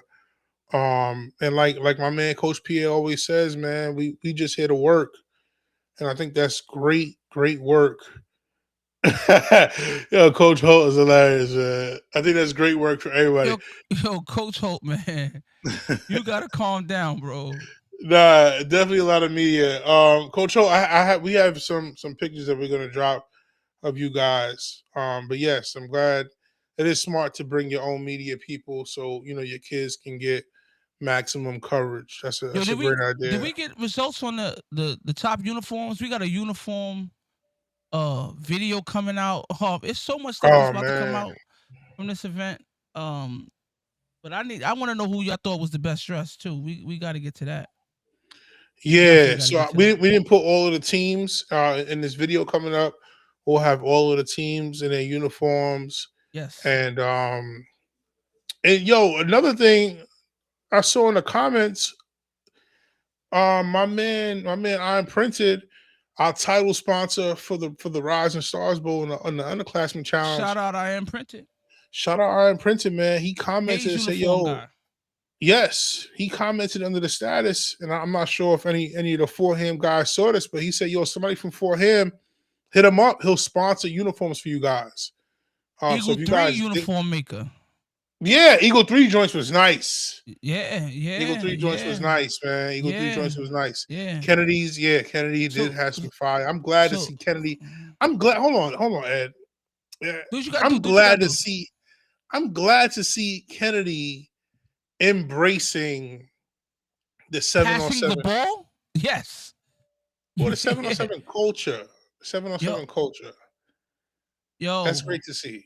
I just want you to know, I want you to know that when we first had the joint practice with Kennedy, their 7-on-7 game has evolved. Since then, Since then, has evolved. actually, The plays they're running, I wouldn't be surprised if they're in a little shotgun and slinging the rock this year.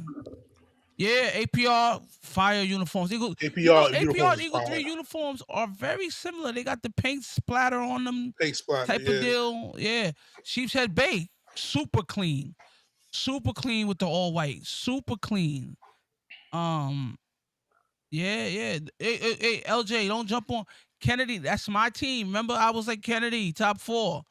That's what I was saying. South Shore uniforms with heat. I like their There you uniforms go. too. I heard Coach Holt is already designing next year's uniform because he said that he is in the 7-on-7 culture for real now. Heard he called up his man. Yo, he ain't asked for them rules for nothing, man. Oh, he asked for the rules 18 times. ASAP. Yeah, I need these now. But I heard Coach Holt is actively designing uniforms. He asked for the And clock like 20 times. talking to Tuck, his what's the man, clock? What's the clock, Tuck? talking He to his was man ready. Chris Cooper, and they're gonna be doing some big things next year. I'm hearing over at Mount. It's gonna be impressive, I think. I love the direction that the program is going in for sure. Um, but yeah, I mean, kind of wrapping this up, man. Championship game was between Curtis and Franklin, New Jersey. I'm a little, even though I love Franklin, that's in my backyard, My cousin, 5 that's minutes my from my cousin. crib. Yeah, Coach Blair Wilson, that's Coach my Blair cousin. Wilson. Um, to see a Jersey school in the finals, man, kind of hurt me. I was hoping that it was going to be New York, But it was New York, New Jersey, and I was super happy for Coach Blair and the Franklin Warriors. Those guys they work hard. And that game again, super, super chippy, man. And both of those teams really wanted it. Um, Very close game. Curtis was balling, man. Curtis came out there with a chip on Yo, their shoulder, I think and they Christian was on a Carter mission. threw 17 touchdowns, For the Yeah, day. Yeah, yeah. touchdown after touchdown after He had touchdown. a good day, man. Their coaches were controlling the play clock. oh my They were in mid-season form. Oh my god, At yeah, one point, man. Mid-season form. I thought the coach had the clock and telling me my clock was He wrong. did. He did. Bro, he He had it on did. his He did. He watch. had it on his wrist. My It's man like, was he was starting it. Woo! My man, I remember, there was one point, it was hilarious. He was like, it's got to be 5 minutes and 58 seconds left. This is crazy. What are they talking about? What are they talking Yeah. about? And then my man Tuck said, 5:58 left. He said, see, I told you, coach. I said, yo, that's crazy. He was on it. He was on it. Yeah, He was on it, man. they But was shout on out one to for the sure. Curtis coaches. Shout out to Gambo. Sent that text through after he couldn't be there. Had a family event, but he shot the text through about the event. We appreciate you. Um, Shout out to Coach OC. Whew, I told him I was going to do this. He told me not to, but what a real I don't. one. Real one. That man was cleaning up the garbage off the field with us. Mm-hmm. Like what a real one. Mm-hmm. What a I dude, agree. man. Invited us back next year. Was hit us up. Was talking about let's make this how we can make it better, what we could do, and Mm-hmm. ideas. I know you watching the pod. You might not jump in the comments but I need you to one day. But oh man, really appreciate Coach OC, man, and opening up his doors to us and letting us get this amazing event out. the ice machine came in clutch. Yeah. Yo, E Duke, where you from, E Duke? He said Is that he gonna Evan? use the, I don't know. E Duke, come on. Wait, what school you with? That's the kid I think it is. I think he was at Curtis. Curtis. But I think he graduated though. Okay. Almost sure. So I think he graduated. Oh, Evan's dad. Okay. It's a kid that okay. played at Curtis. His dad. Oh, no doubt. No doubt. Yo, PSL so reps can have that clock right this year too, man. yeah, man. Jaden, thoughts on Lincoln secondary. Lincoln played well. Right? I think they played really well. Secondary was strong. Mikey, I don't know if he missed the beat. Went from one offense to another and looked like he knew what he was doing. I commented to Coach OC like, yo, they were doubting you guys. He was like, we just keep coaching, we just keep practicing, day by day. So Lincoln has some impressive interceptions, man. Kids jumping yeah, routes. That was really good to did they have see. the one-handed interception? Was it Lincoln? Yeah, that was Lincoln DB. I think it Ooh, was the safety. I think he played okay. receiver too. He Maybe came. that's why Jaden keep asking us. He wanted to He had his shoelace untied. How many schools or fields that look like? open it up for community multiple. That's the community field. That's what he told me back in February. He said our field is a community field. Coach Holt, we not gonna talk about the food, man. Nah, we are, man. So that's one of the Oh improvements for next man, year. Just want to comment on the high schools opening the field. Lincoln does an amazing job with opening their field up to outside organizations yes, and hosting just amazing events at their school. Coach Holt, you're 1,000% correct. Um, should have had food trucks. I know with food trucks with DOE buildings, there are like special permits that you need, but they could have been on the sidewalk. But then people have to go all the way kind of off the campus and get food. But next year, definitely we'll have things in place where things are more in order. We had two food vendors. One caught a flat tire on the Outer Bridge crossing, so he wasn't able to make it. And then the other one came later than scheduled So she didn't get there till about 1, which kind of messed things up, man. But definitely Absolutely. next year. So Coach Ho, just to let you know, um, we booked the food for next year. That's one of the first things that we got down to already. We're gonna be it's gonna be right for next year. But listen, I know the event was great. But it's time, man. I think it's time to recap this past season, the last 22 episodes plus today, last 23 episodes. So stick with us, man. And what I'd love to see in your in these comments is tell us some of your favorite moments. Tell us Mm. some of your favorite moments. It's only right that when we do this recap, we bring on the man behind the scenes. He was on That's Mikey Missler in there. I didn't know that was Mikey. Mikey, yeah, what's that's up, man? Mikey. I didn't know that. That's Mikey. Yeah. Mikey been asking about Lincoln or Pod. Mikey, what's up, man? What's up, Mikey? I didn't know that was Mikey. So I want to bring on the man that is behind the scenes. He's been on the pod a couple times with us, but he's behind the scenes. And he makes things go for us. So Dre, welcome to the podcast. Yeah, Ah, yeah. I didn't know if I was gonna get the call up, man. I'm nah, sitting he back definitely here waiting, was. Hold on, let me put this man. I on. guess, Let me. I guess, I, I guess I wasn't at the 7-on-7. You know, I ain't have, Oh, I how ain't we have no forget Dre was insight there? on the 7-on-7. You know, it's a festive day. I put the hat on. You know, it's tight on my head. See how they do me, Tuck? Like, What's damn, up, son. Dre? Yeah, that's crazy, Dre. What's Yo, up, yo, Dre. Somebody said both of our hats and your lampshade in the back looks exactly alike. What? They said that? Yo, you see the lampshade? Yo, y'all are crazy, man. Yo, y'all are Oh, crazy, man. man. Yo, so Dre, real quick, Hilarious, man. What'd you think about the overall event? What players stood out? Because Dre, you cover these guys, and you see them live. You know what I'm saying? So just tell us, man, some of the key guys and maybe teams that you haven't seen in a while, that came out and kind of performed that kind of shocked you. Yeah, so first of all, Ed, Tuck, and Mac, thank you for allowing me on my YouTube channel. First and foremost, you know, it's a blessing to be a part of After the Snap. You know, I was in the picture.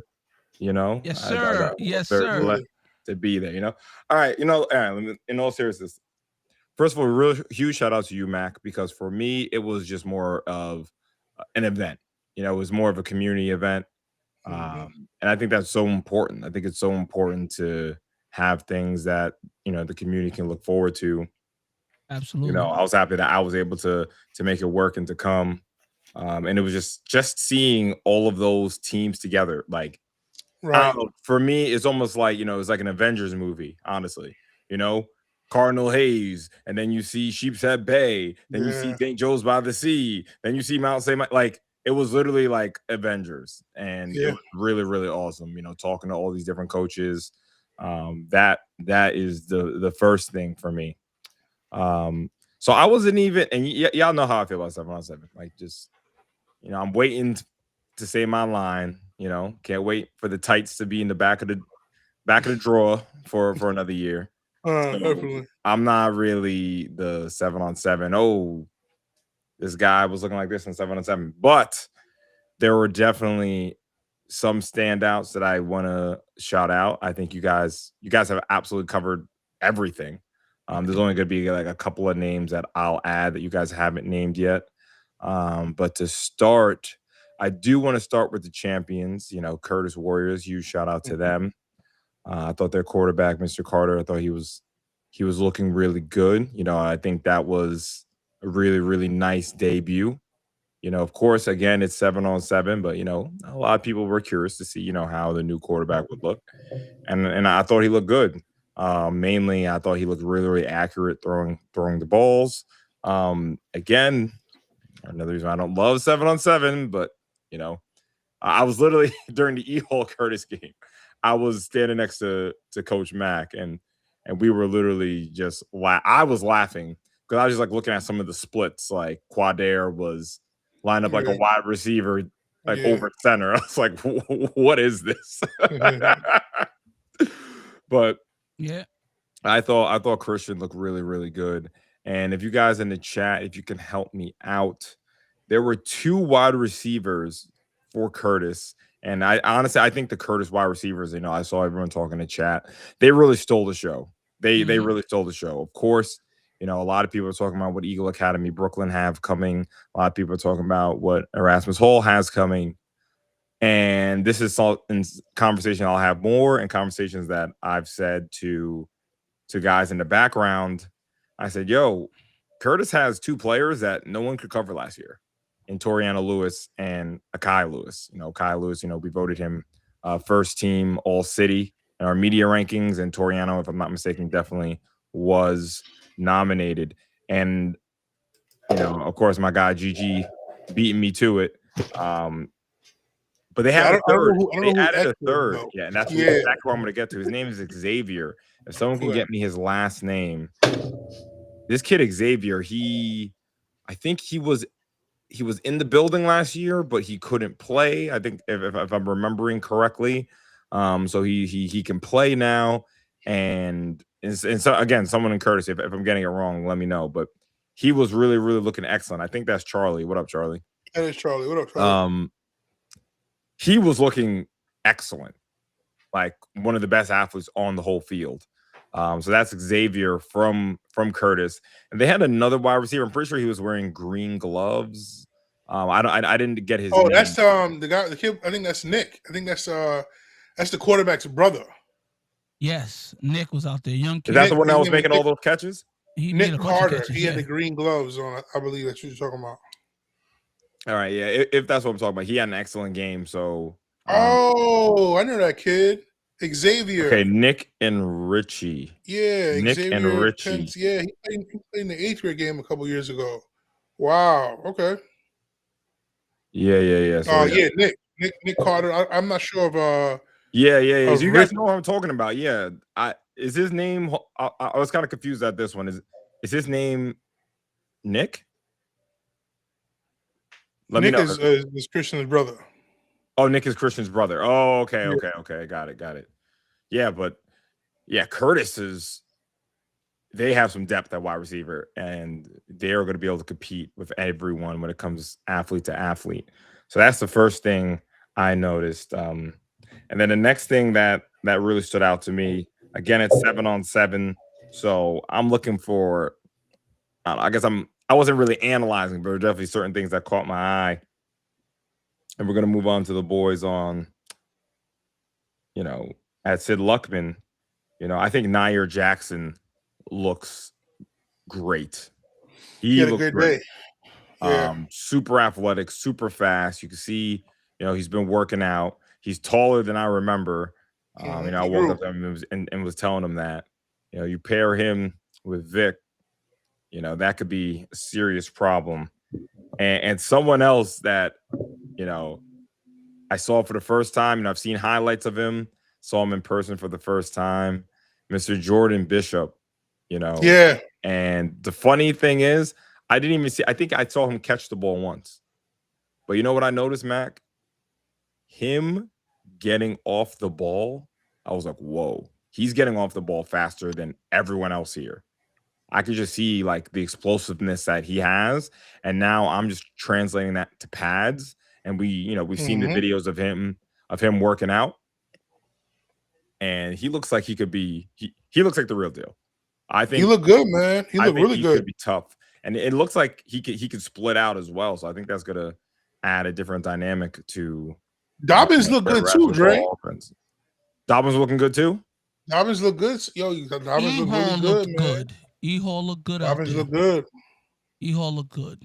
E-Hall as a whole looked good. Yeah. You couldn't tell, man, the way they were screaming in the end zone. Yeah, and to that, I do want to talk about that.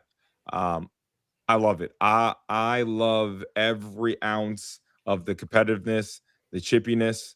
You know, it's not my job to I know the coach's job. I know you guys are all coaches. You got to put your coach's hat sometimes. Like, hey guys, reel it in.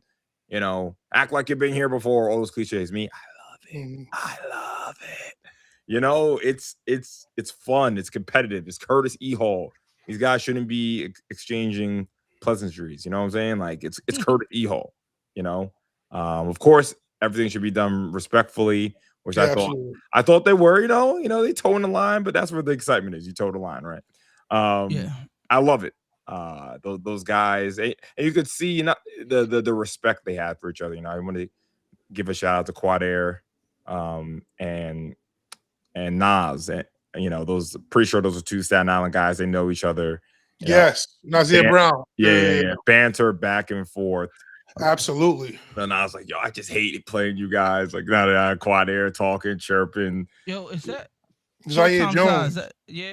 Zaba, man. Yeah. Missed a nice Zah catch. had- I saw the Zah highlight. I had- got there a little late, but I saw some of your highlight catches, man. They were looking. He they were had, looking I nice. think he had 2 back-to-back touchdown catches that didn't count. Oh, really? That didn't count? That didn't count. Yo, That Why Zah, let me not? tell you something. On the highlights, sacks. nobody knows on the highlights, Zah. You know what I'm saying? Just see you making a catch. Wow. Yeah, man. He showed up. Now, he was Definitely showed balling, up. man. I saw the clip of him and Franklin. He had Yeah, a yeah. It was catch, against man. Franklin. Yeah. Played well. And just real quick, Ed, the last two I just want to give a shout out to is Jeremiah Sanat and Mikey Misla Yes. over at Lincoln. I thought the two of them had a stage, had an opportunity to really show out, and I thought they both really took Attacked that. advantage of Yeah. that. You know, Yes. Jeremiah's like, oh, okay, like you guys just think I'm a wing T quarterback. Watch this, boom, over your head. You know, and Mikey, of Agreed. course, you know, it's just 7-on-7. But yeah, just like you guys were saying before, everyone was curious, like, okay, what's Lincoln gonna look like? Yep. You know? And again, it's 7-on-7, and y'all are in tights. But Mikey was looking good. So huge shout out to them, man. Dope. All right. So Dre, back in like December, maybe even November, Mhm. 2 guys text you and said, "Yo, Dre, we got this idea for a podcast. Would you like to produce it?" And I'm gonna tell you something that you don't know. To our surprise, you said yes. We both thought you was gonna say no. We was like, "Yo, he not gonna say yes." I was like, "Let's ask him anyway. Fuck it." And you said yes. So thank you for the platform. Yeah, you know. Oh, go ahead, please. No. I was just gonna ask you about that. About us asking you what was going through your head. Did you think we'd have any idea what we was doing? Did you just want to be a producer and not the talent this time around? What was your thoughts? Yeah, you know, to talk about the After the Snap podcast, which was originally something else, and it was something else, and then we eventually landed on After the Snap. I mean, to Yes. say it was a success is just a huge understatement. I think when you guys first came to me, you know, I am someone, you know, as a business person, I'm always very conscious of the workload I'm taking on, like, you know, the commitments I make. Because if I'm going to do Mhm. something, I want to be able to do it right and be able to commit to it. You know, working with Ed is not easy, to be honest with you. And I love that it's not easy. I love it's that not. Ed. Yeah, I No, be trying to tell people, man. Like people really don't really listen to me when I say it, but It comes late when he wants. no. Yeah. Hold on, guys. Hold on. Don't do this. This is actually a huge compliment to Ed, actually. Oh, bro. You know, Damn, Dre. yeah, when I say yeah. Don't do too that. Not too much of my guy Ed, for real. But no, like working with Ed is not easy, and working with me is not easy. You know, I'm somebody who will definitely listen to what you're saying and say no to you, right? And Ed will hear the no, and he'll come back with something else, or he'll challenge the no, and you know, he'll push, you know, what you're thinking about certain topics and stuff like that.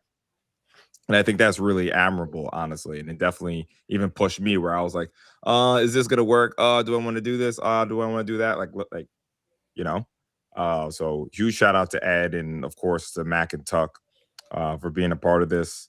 You know, something I always say to you guys, and if you guys learn very quickly, it says YouTube says there's about a little less than 40 people in here, 36 people in here right now, but somehow the entire city hears what we say on here.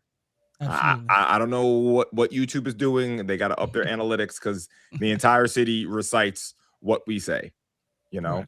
And to have, you know, so much content over these past few months in a down season and an off season for football has just been really, really incredible, you know. And I think that we definitely, you know, carved a little lane when it comes to, you know, the coaches talking and getting the coaches perspectives and talking about recruiting and everything like that. You know, something I noticed. Let me make myself big screen. There you go. One thing I noticed is that y'all tune in when we're talking about y'all, but you're not listening when we're talking about y'all. Don't let that go over your head. And I say that because when we're talking about players, when we're talking about what you guys are doing, the games, Facts. yo, talk about the Lincoln secondary, talk about the throw Facts. that this guy made, talk about that, which is all good, right? We make a living off of talking about your performances, right? It's all important. Like, you know, the coaches, the media, it's important to talk about what you guys do on the field. And not to be corny, but you know, the name of this is After the Snap, right? And the coaches that we've had on here and the knowledge that they've given, the expertise. Hold on, 1 more second. The free expertise that you've gotten when it comes to recruiting, when it comes to how to conduct yourselves at these camps and everything like that. These are things that I cannot provide. I am just a media guy. I'm a media guy. I'm not a coach. I can't provide you guys with that. So for Ed, for Tuck, for Mac to, you know, commit, you know, start at twice a week, then it's once a week. Excuse me, it started, you know, once every 2 weeks, then it went to once a week, you know, for them to take the time to give you guys the insight that they have, that they've curated over years and years of experience of getting it right and getting it wrong. Those are the things that I do challenge you guys to go back and look at. And, you know, we should do, you know, maybe, you know, recap some of the stuff that we have spoken about, because you guys really dropped a lot of good gems, especially some of our guests, man. I wish I was a little more prepared to talk about some of the guests. Coach Gilmartin on, Coach Gilmartin from Pace, who talked about like having I think he had 1,000 DMs a day. All right, and how you got to keep going. We talked we had on from Georgia. Yeah, the rankings. We had the ranking talk with the high school football high school All America. Yeah. We had Kev Johnson on from Georgia talking about his program and how he puts the work in for his kids. We had Coach Easter on to talk about 7-on-7. We had a bunch of guys on, man. I don't remember everyone at this. Yeah, Dave on as well. Dave LeGree. Dave, transfer portal. Coach Pierre, Coach Hole. Coach Pierre. Coach Holt. Yeah. Coach Rocco. Coach O'Connor. Yeah. Member of the Four Families. Coach O'Connor. Yeah. Yeah. So we had some guys on, man, who dropped, I think, some good knowledge, and we have a load of guests that will be coming on in the future to talk about, you know, what they do, man. Some big names, some heavy hitters in the city. So I'm looking forward to that. Andre, I know I didn't ask you this question in advance. So what was your favorite moment from the 23 episodes? Oh God. I just so you know, I've asked Tuck and Mac this question, and neither one have answered me in preparation for the show. So no, honestly, well, what I'll say is my favorite. I'm not necessarily going to say the moment, but my favorite guest was the gentleman, the coach that you had from Georgia. I don't remember his name, but he gave Kevin Johnson. Kevin Johnson. I remember, you know, maybe I was on my phone a little bit, like during production back here. And then, you know, he started talking on, and then I was kind of like really locked in with some of the knowledge that he was giving. So that was some of my favorite. And honestly, you know, just you three, you three are my favorite part of the show. Like the way Appreciate you that. guys all interact, the banter between the two of you, how Tuck blends himself into it. It is really great. And the chat, man, I think some of my favorite parts are where like you two will be arguing, and then Tuck will just randomly just come in with something from the chat. Like you guys will be arguing about E Hall and Curtis, and Tuck will be like, "Yo, someone in the chat talk about Hayes." Chat, where y'all at? The chat quiet right now. Chat just listening. The chat taking it all Yeah. in. Hey, Tuck, man, let me. I'm gonna conduct these interviews right now. Tuck, What's up, man? remember when me and Matt called you up? Oh, man, here we go. It said, Tuck. Yo, Tuck, would you be on the podcast? My man Tuck said, no. This guy. Nope, I ain't doing it. Don't big screen me, Dre. Yeah.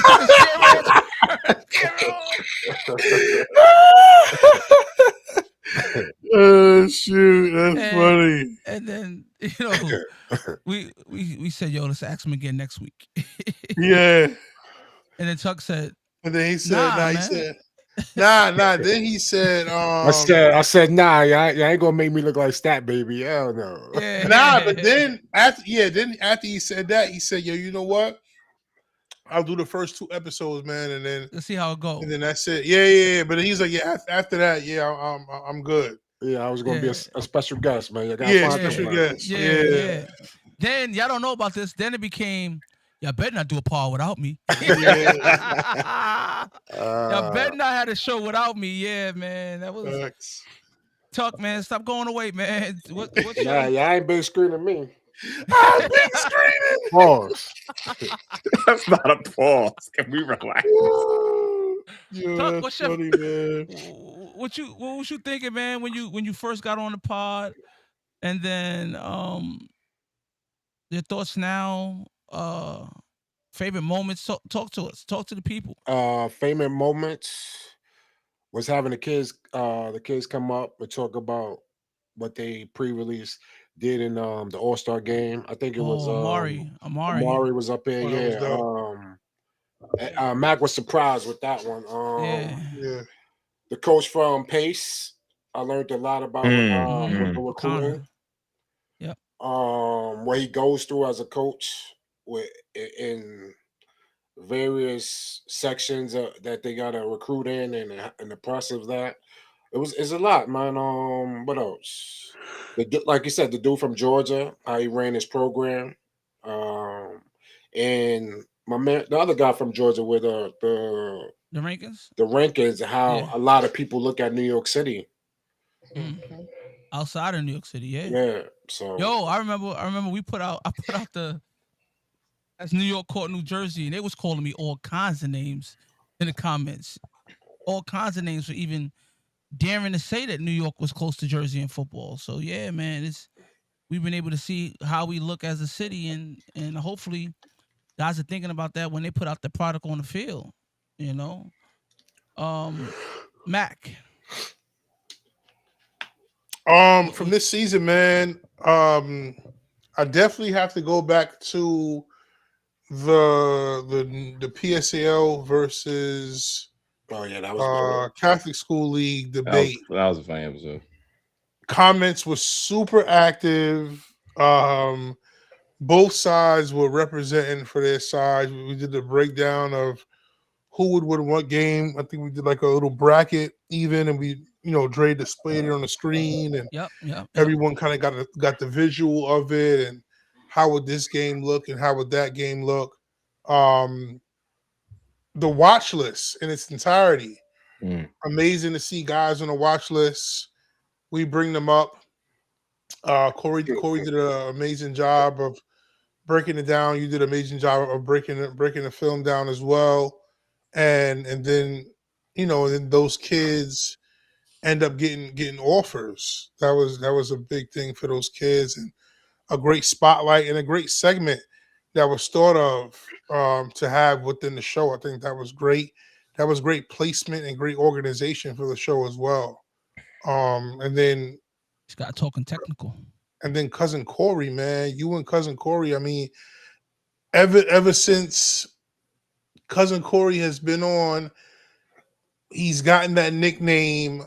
And then him just bashing you every chance he get just brought so much joy and fulfillment to my heart, man. It was great to see cousin Corey take shots at you, take shots at your program.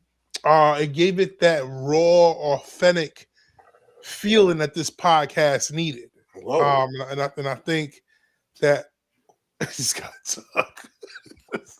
This guy talk is crazy. I think after having Corey on and the spectators got a chance to see what dynamic. Loud say was bad for weeks. Yeah. Ed didn't. One episode, I think Corey was talking about Ed's hair, and yeah, I think Ed had Corey off for the next like 3 or 4 shows. But it was great, man. It was one episode he was ripping Ed. I mean, from the moment he got on till he wrapped up. Guys. There's a reason why cousin Corey isn't on here now. It was also great. We brought Pete on. Oh my god. God. That was one of my favorite episodes. And Corey like, hold on.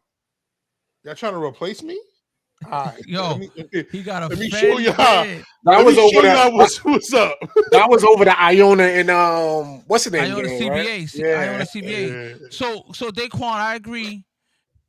Mac is always looking for a way to get a side shot. The Mac instigating is a subplot of this show. Oh, absolutely. Nah, man. I stand with Corey. Man. So I just want to say, and I want to be clear here. I did not ban Corey from the show. I mean, if it was up to me, Corey would be on tonight. But Corey can't make it. He has prior commitments. His life is getting busy. I mean, Mac, you gotta call your cousin. Like, why isn't he here? Listen, man. Why? Let's make a few phone calls and try to get cousin on here, man. I'm pretty sure. Oh. Yes, sir. I hear we're talking about Ed's hair. Yes, sir. Yo, Corey, what's up, man? What's up, baby? How you doing? Yo, CC in the spot. You thought I missed the finale? Yes. Oh man, I thought you wasn't gonna be able to make it. I got a few things to say, first of all, because I've been sitting for 2 hours listening to you guys back and forth. Yo, he's got it with us, Corey. I got a few things to say. First of all, I'm hearing all this if about the 7-on-7. If this team would have played this, they would have won. If this. If my aunt had balls, she'd be my uncle. So I don't want to hear shit. All right? Yes, sir. Whoa. Corey is on one already.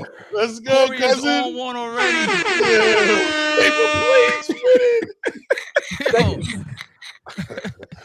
Second of all, I was banned. I received a cease and desist letter from Ed. Man. I was banned. Tell him, Corey. Tell him. Yeah. The lawyers are now involved, so I have to not make jokes about the fact that the one without hair is not wearing a hat tonight. I know, like, hey, you didn't get the memo for I didn't get the memo, man. That's crazy. I normally write the memos, and I didn't get the memo. This is crazy. Corey, yes, it's spicy as usual, Daquan. Corey, I want to thank you for being on, man, and not that you have to say this, but I think just looking at our demographics, right? Like, you're a young guy, you're in college. I mean, younger still, than you. At least a little bit, Yes, a little bit younger than me. And we brought you on here, man, and I think it was an idea to bring you on and do this watch list thing, and you agreed to it. right? And it's not only did you agree to it, but you had to face the criticisms of your rankings and things like that, and you stood tall, stood behind your evaluations on kids and things like that. So I just want to give you some flowers for what you brought to the show, and I want to thank you for being on it, man. And just what did you think when you were first DM'd about joining this show or coming on? I mean, if we're being honest, when I first saw your name pop up, I said, "Great, I got to deal with another annoying coach." Because you were not the first one to contact me regarding just random stuff and then try to Yeah. segue into something else. Mhm. However, that's not what happened. I thought it was a great idea because even in the city, I mean, I'm 20 minutes from the city, Yep. and I guarantee you people in my area cannot name half the kids that play in the city. And I guarantee you people in Buffalo can't either. I guarantee you people in Long Island can't. I mean, and then if they can't, how can people around the country that recruit them at these colleges know them? Yeah. Yeah. So I think it's a great idea. I don't know if people even realize the formula behind it, right? Like it's a upstate kid, a city kid, a Long Island kid. Um that's the formula we do, right? In order to try to make sure that we cover a ground. Some kids I identify, some kids you're identifying. It's a fun process, man, and I'm particularly proud of the watch list and the number of athletes who receive offers right, Yeah. after we've acknowledged who they are, and by no means am I taking credit or is after the snap taking credit for those kids receiving those offers, except for the ones that we actually did help receive offers. But we'll talk about that later. But man, just to see that us be like, hey, we think this kid is really good. He's under recruited. He's not acknowledged. Us to put him out there and then to watch that kid get recruited and get acknowledged. How does that make you feel? I know that's part of the work you do on everyday basis, but like you're seeing it happen like in real time now. What do you think about that? I mean, it feels great. I mean, the whole job is to see these kids get offers. And I look back at one thing, the Move the Chains Academy running back list at the beginning of the season. Mm-hmm. Jordan Bishop was number 7, if I recall correctly. You guys just spent 10 minutes talking about him Yep. and how good he looked at a 7-on-7. He now has 2 offers. Oh wow. Then you These just got offered by kids- Stony Brook, right? Yes, Stony Brook Yes. offered Wow. yesterday or the day before. Yes. Jordan Bishop, huge congratulations. I didn't know that. Congrats, Jordan. Puka, another watch list member, also got Stony Brook the other day. Yes. Eric Macho got an offer after his Yes. segment on the watch list. Andrew Johnstone. Andrew Johnstone, yes. Syracuse. Isaiah Smith. Isaiah Smith, yes. Yeah. All a these bunch kids deserve to play at the next level, and there's at least 100 that haven't even been featured yet, which exactly. need to be featured. And they all deserve offers as well. I wish Mac was here too, especially for the Move the Chains Academy list, because 7? Who the hell said that was okay? I don't know. You know me, Mr. Top 2, not 2. And speaking of rankings, I heard you dropping some rankings soon. Yeah, so in about 2 hours, not 2 exactly, hours. probably in about 2 hours, depending on whenever somebody wants to press a button on the receiving end of a text that I have zero control over, so probably won't Okay. be 2 hours. But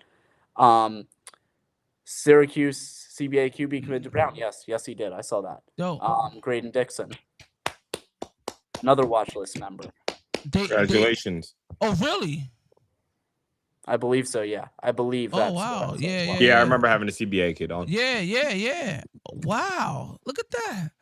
Hey, Daquan, no one's sleeping on Mr. Bishop anymore, man. No one's sleeping on him. We wide awake about him. Wide awake. Yeah. Awake. Graydon Dixon this morning committed to Brown. Yeah, after he receiving was an on. offer- He was on. Yes, after he receiving was an on the offer watch list. 13. Another one. Yeah, we're like 80% of the kids on the watch list have offers, which is it's an incredible feat. Like even if you're just saying, let's not even giving us credit for offers, right?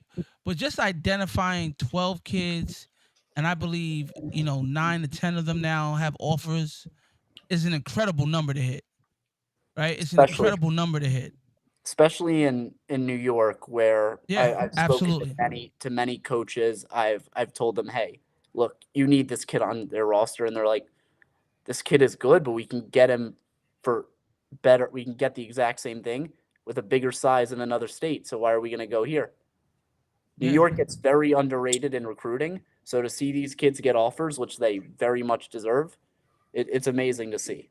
Yeah, we're gonna start holding New York coaches accountable too. So 100%. A lot of Stony Brook, Albany, Syracuse. I Syracuse, mean, I hate to Fordham, say it. I hate to Wagner. give We Syracuse a little coming. flack here, but Buffalo has out recruited New York in the past few years compared to Syracuse. I Mm. mean, we look at Aiden Howard on your roster last year at Hayes, heading up to Yeah. Buffalo. We look at the 2027 class. I think I had to input at least 5 commitments in my top 20 to Buffalo. Mm. I mean, Yeah. Buffalo is unfortunately running circles around Syracuse and New York. Yeah. And Yeah, man. Syracuse shouldn't be losing guys like Trent Buttles, Sala. I mean, these guys should be easy shoe-ins for them at Syracuse. I mean, the best in Listen, New York should stay in New York. I agree with you. I think you can win with New York kids. I think there's a lot of politics behind it. As we saw this year, I believe there was 8 kids Iona DT offered by Tennessee. Yes. Yeah, this is from Lyle's question. Tackle. Yeah, Lau asked about the Yeah, SEC so offers. the SEC isn't what you think it is, Lyle. What you I mean? know they. What do you mean by that? Well, they used to say the SEC is basically NFL U, and if you go back just to this last season, the final 4 teams, I think one of them was SEC team. But I think that the landscape is changing.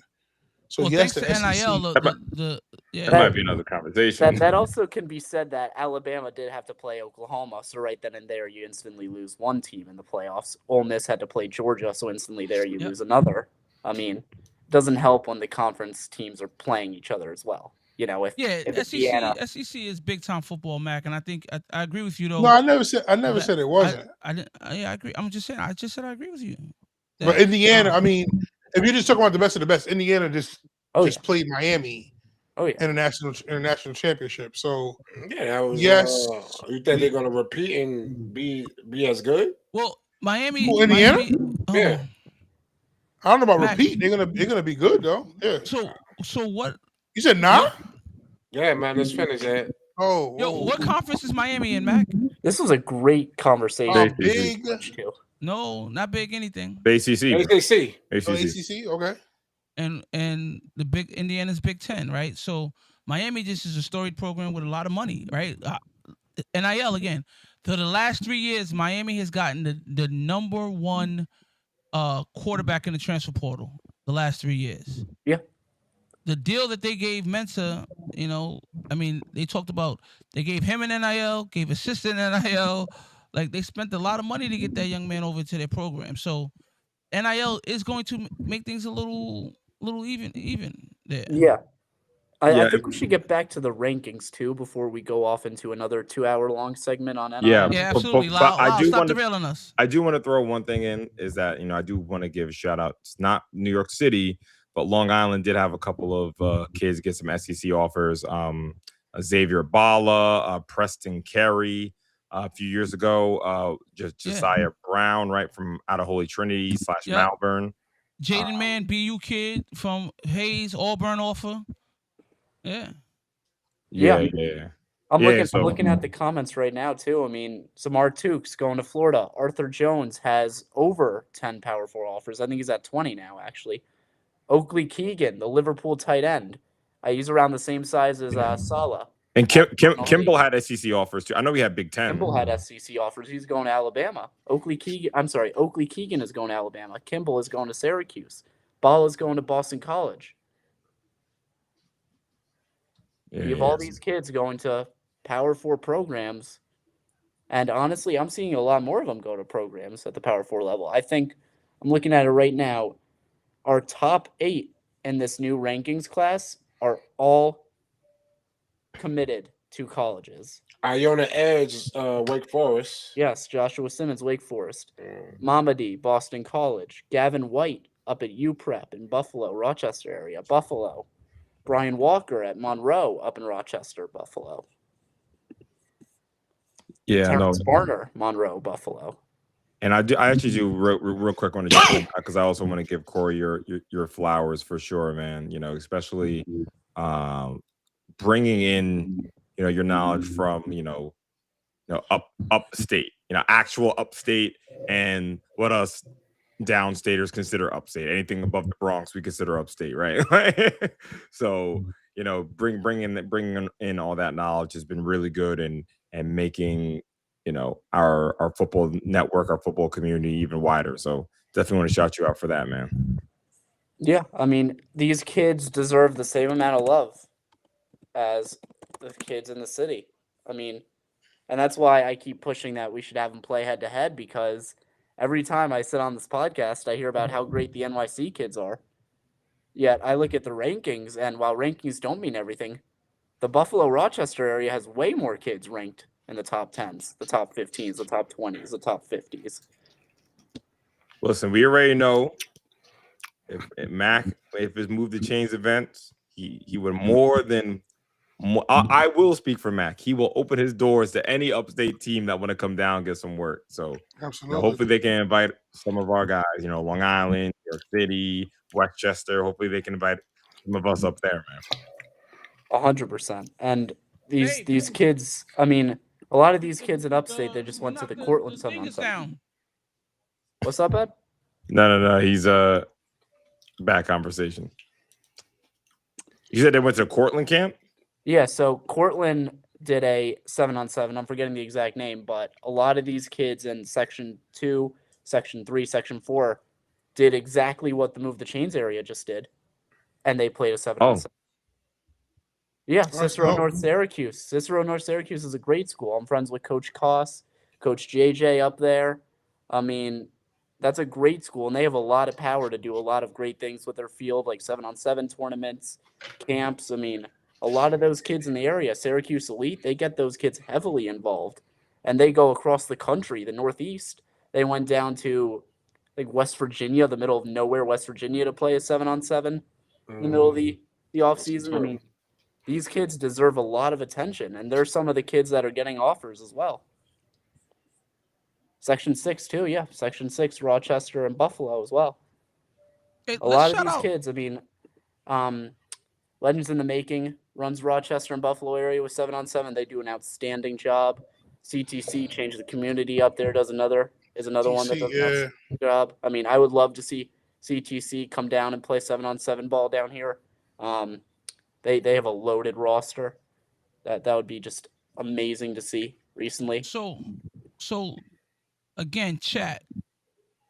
What was your favorite moments? I mean, CKH, you've been with us a bunch of times, right? Yeah, you're an upstate shout out guy. to CKH, man, giving us that upstate knowledge for real, man. I really appreciate you. LJ, Lau, Relpak, Jarrell, Daquan. Guys are here week in, week out with us, man. I might be forgetting Pete. I don't know where Pete's you at. forgot Pete. Hey, Corey, what's your favorite moment, man? I mean, a lot of people are going to be surprised by this, but I love the back and forth when it's a nice, clean, good argument about a very debatable topic that both sides have a very good point on. I love that, and everything about what me and Pete's argument was that, and I love that. That was great. Amazing. It was also great seeing Ed, lose all sense of professionalism during that too. Yeah, definitely. Absolutely. And Mac, I don't know why you're talking. You laugh at every comment in the private chat. Oh, what private chat? Stop breaking the third wall. What are you breaking? What private chat? You're breaking the third wall. What private? What private chat? That's what we're talking about. Private chat. Might be gone for a few weeks again. You might we'll be, bring man. It up at you HR. Might be. Yeah. Fellas, I just want to say thank you for all the hard work you guys put in, man. And glad to have you guys on my podcast. You know what I'm saying? as the Joe Buttons of this, Mac, I was waiting for you to interrupt me right there. I had nothing to say. I was just Yeah, trying to be Mac, funny. I almost hit him with the emergency exit just now. I can't lie to you. Not a I'm lot gonna of people push know that about button, Mac. the Joe Button. Yeah. Yeah. Hold But on, hold on, seriously, Ed. man. Ed, I have to cut you off because you My bad. giving big thanks. We forgetting the most important part of the show. The chat, man. Everybody Oh, in the absolutely. chat. You know, Absolutely. for real. Like everyone who watches, 2 hours in, 44 people. I remember, and I will be completely transparent. I remember the first episode, Ed was talking to me. Ed was like, yo, Dre, like, you've done a bunch of podcasts. Like how many people think you're gonna watch? I was like, that sounds crazy. I was like, 5. nah, wow, I didn't say 5. I didn't say 5. No, me. I told when Ed told me, Ed was like, "Yeah, he probably have 100 something people." I'm like, "Son, do you know how this thing works? This is hard, bro." I'm like, "We might have 5 people in there watching, dog." Like, Lau said, I used to have to beg for more time. I remember Now he has to beg wasn't for Lau, yeah, facts. Lau was putting up a bag. I feel so bad for Lyle. Now he has to see Ed for 2 hours once a week. Yo, do you remember when Lyle used to be like, "Yo, I'll pay for overtime"? Because we would cut it off. we was shutting that sucker down. 1 hour. Nah, that rain pod was dope. That rain pod. The emergency rainy day pod. Yeah, that was dope. Yeah, no, but no, I told Ed because Ed, Mac was right. Ed was like, "Yo, I think we'd have hundreds of people." I was like, "Ed, you need to temper your expectations. Like, I think we'll do a calm 17, 20. Like, just get used to kind of talking to not a lot of people. The chat won't be going crazy. He has to build up." And I think that first episode had like 40 something people. Yeah. Maybe even 50 something. I don't remember. And yeah, it was surprising, man. It was super dope. We hit over 100, I think, twice or 3 times. Twice. It was twice. Yeah. Hit over 100 twice. So, huge shout out to the chat, man. We're nothing without you guys, man. Absolutely. Some of my favorite moments, man, is talking to Yo, you gotta throw that up there. That's Coach Hope watching Joe Budden podcast. Wait. Oh shoot! The baddies insecure in the state of women's women travel. Nah, Coach Hope is the guy. Yo, Coach Hope. I like that. Shoot! Yeah. Man. Yo, I just want to say, I don't even know. Yo, Coach Hope, you a Patroni? Yo, Coach Hope, could you type in the chat? It might be too much, but could you type in the chat? How'd you even hear about the podcast? I have no idea how he heard about us and started watching. Like, I don't know if I don't think we were ranking Mountain at all. I don't know how he heard about us, but like, and I don't want to, I'm not going to name drop, but the head coaches that I've spoken to who watch the podcast, oh my, y'all wouldn't even believe it. I've had hour-long conversations with head coaches about our takes, about what we say. And, I disagree with this statement, and we would talk about it. And not just watching the clips. I'm talking about watching the show. There's guys I know who watch the clips and check in on the clips and follow us that way, and I appreciate those guys as well. But there's some guys who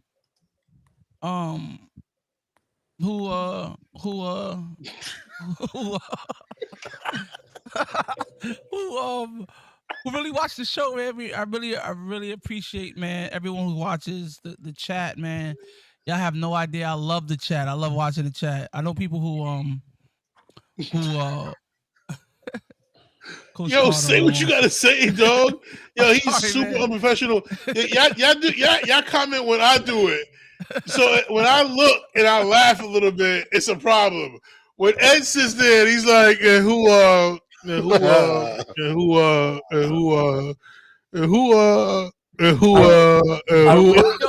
the only. Nobody's saying nothing, dog. Like, that's crazy, bro. Yo, my bad, man. My bad, man. I think I'm really the only professional one here. Patroni for sure. Nah, Dre's definitely professional, but just the reach, like Dre said, man. Like, I remember us going to the football clinic at AC, and every New York coach was like, "Yo, I love the podcast." I was like, "Yo, they're watching." This was February. I said, yo, Mac, they really watching us. Yeah. So Oh, you said IG Clips brought me Instagram here. clips. Yeah. All right, that's dope, man. I wish, That's dope. Coach Hope, man. I wish we could definitely put out some more clips. I'm working. Yeah, more clips will come in the future. I'm working on that on the back end, man. We're trying to get more of that. I'm trying to have more structure with this podcast and just push people in the right direction. But we'll get there. Hopefully, who's fighting it, Mac? Yeah, that's what I was gonna say. we don't have to get into all the details, but hopefully we'll get to the point where we'll have clips coming out at a rapid fire, and we can bring more coaches to this platform and see the amazing work that's being done here. I guarantee when this break happened, we're gonna get more clips. Yeah, man. So real quick, somebody, my guy CKH, he asked in the chat, saying that he's gonna check out, the podcast during the season. He said, different podcast. Go ahead, tell him. Yes, I will cross promote on my YouTube channel. Please do. If that's do. okay. Yo, Mac, Yes, I got absolutely. permission, bro. My fault, bro. No, I got permission. I got to buy an advertisement. we in competition now, Ed. Yeah, Ed, crazy, man. Ed, you're no, perfect. Leave it that way. Leave it that way. Turn his mic off. Don't tell him. Turn his mic off. Yo, so yes, Uzi and E8 better known as TYJ will be back for the New York Football Podcast. Right. Of course, we're coming back for season 3. And that our first episode is actually going to be on August 3rd. Just put it in the chat. I'm going to pin it right now. Nice. You guys get the first exclusive that we will be having the game of the week, the Sage Standout Game of the Week reveal show on August 3rd. I feel like we all know what it is. So yes, we will be taking a bit of a podcast hiatus, we're all gonna go get some sunshine. But on August 3rd, we're gonna come back, reveal the game of the week schedule. So gonna be real excited for that, y'all.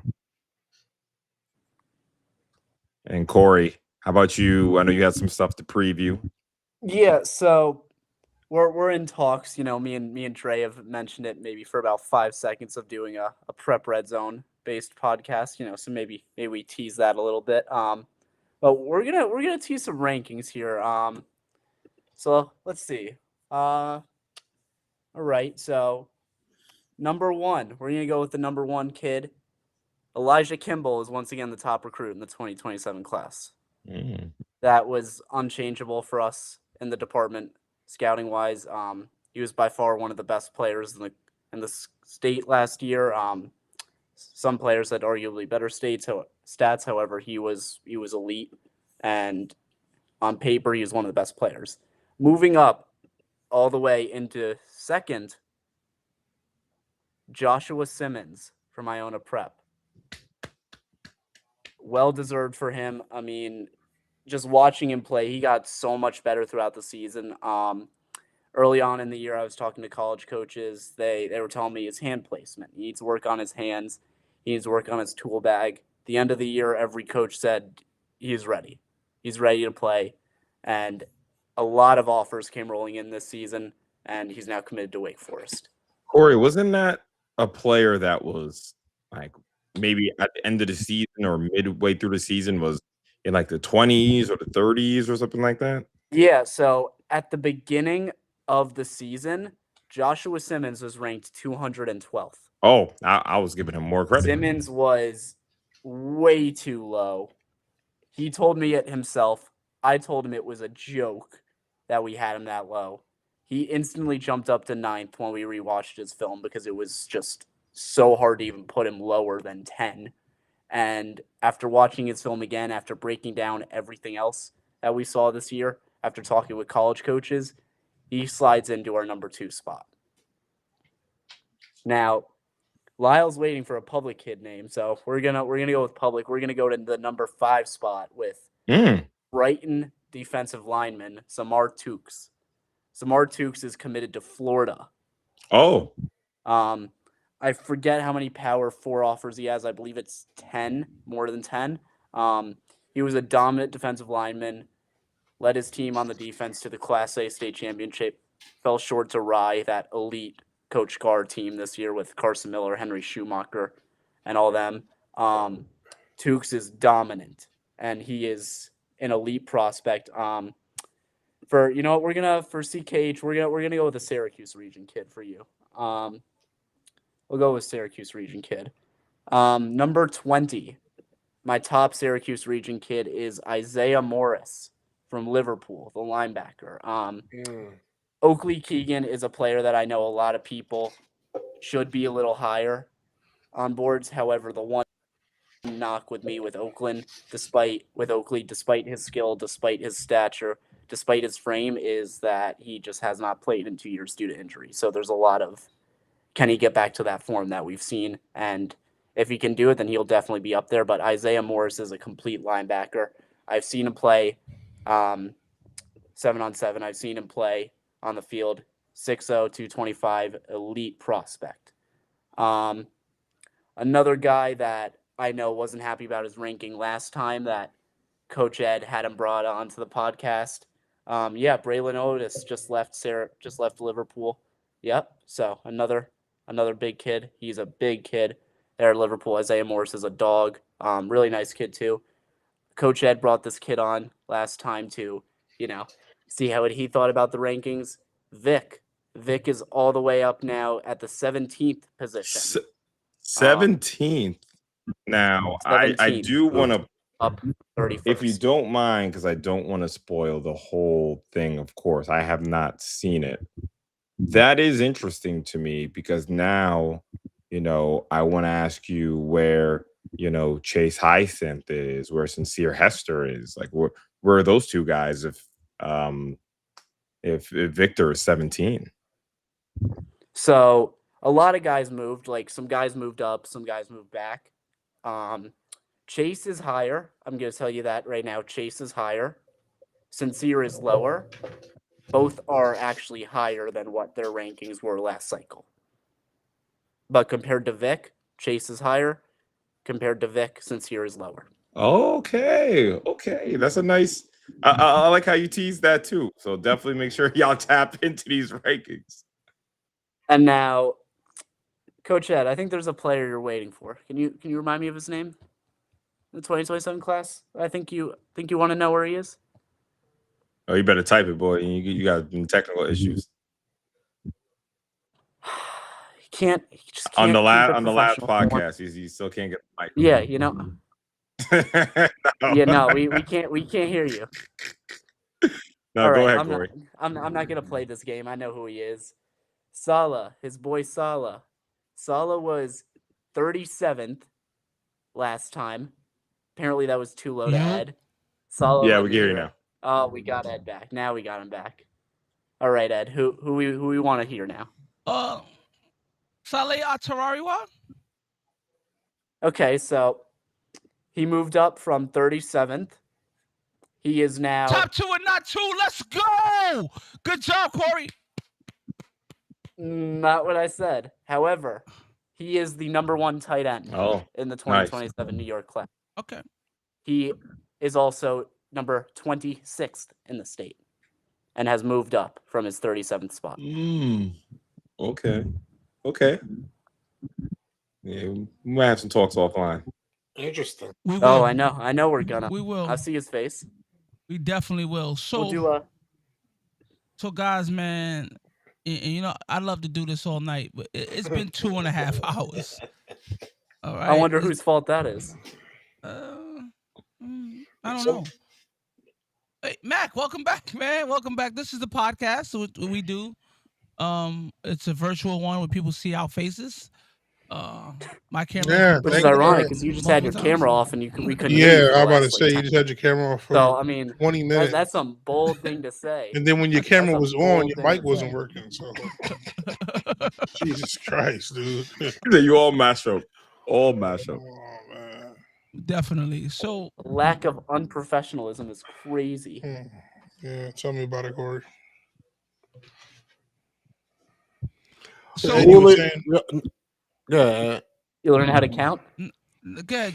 I just wanted to give everybody an opportunity to say their last piece before we sign off.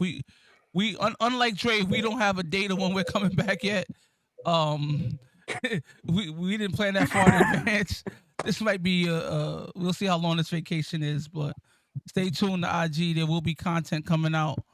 Um, And more events, man. I just want to speak on the event aspect of After the Snap go podcast. go. Definitely have some interesting events coming up. Not so much in the fall, but definitely in the winter. Winter, spring, and summer will be the 3 seasons that we kind of do events. Not only for the kids. We have a coaches event coming up in the winter, which will give the city a different feel. Hopefully, Coach Ed can tap into his political connections, and we can pull that off. So we'll see. We'll see how it goes. Just giving you guys a heads up. Not sure you're supposed to drop that just yet. I do want to go back to a comment where Coach Ruley was saying for next season we should bring in trainers on the pod. I did see that. Man, there's so many things we didn't get to talk about, Rudy. Like we wanted to bring in trainers. We still got to do a social media show about how to set up your Twitter, your Instagram accounts. Here's a little teaser for that. For the recruits that don't have a Twitter, make one. That would help. That would help. So many things that we're gonna talk about, man. So much I content. can name 10 kids off the top of my head who don't have one that should have one and should have Yeah, that you're offers, looking but for. because they don't have one. I mean, I So, can't say what I want to say because I definitely go to HR. Yeah, we don't want you back in HR, man. That getting banned to the shadow realm, man, is not friendly. But guys, last words that you guys want to say to the people on the show. This might get clipped up, so say what you guys want to say. Yeah, sure. I'll go first. So, again, just a huge shout out to Coach Ed, Coach Matt, Coach Tuck, of course. You guys held it down, and Corey, you coming in, for the for the watch list. It's really been great. Ed's throwing those subliminals. When you're in contract negotiations, you gotta act out in the media. You know what I'm saying? No, After the Snap is going to be back. I just need to kind of figure out my programming and how the logistics are going to work. You guys know that once the games start, I'm very, very, very busy, so I need to kind of just see how everything is going to fit together. But yeah, listen, the boys, listen, they got a theme song, man. They got a whole theme song. We gotta have the guys back. So yeah, man. It's really been great. It's really has helped me as a business to have the content flowing. Even in my off season, and it's kind of allowed me to focus on other things in the back end. Sage Media is hopefully we're planning to have a huge fall, a huge winter. So a lot of things need to be prepared. So to have content every other day from Ed, from Mac, from Tuck, really, really appreciate you guys, man. It's been great. Thank you, Dre. Appreciate that. Yes, Corey? definitely. Thank you. Corey, any closing remarks? Yeah, I got a bunch to say. I'll keep it short and sweet though because I don't want to go to HR.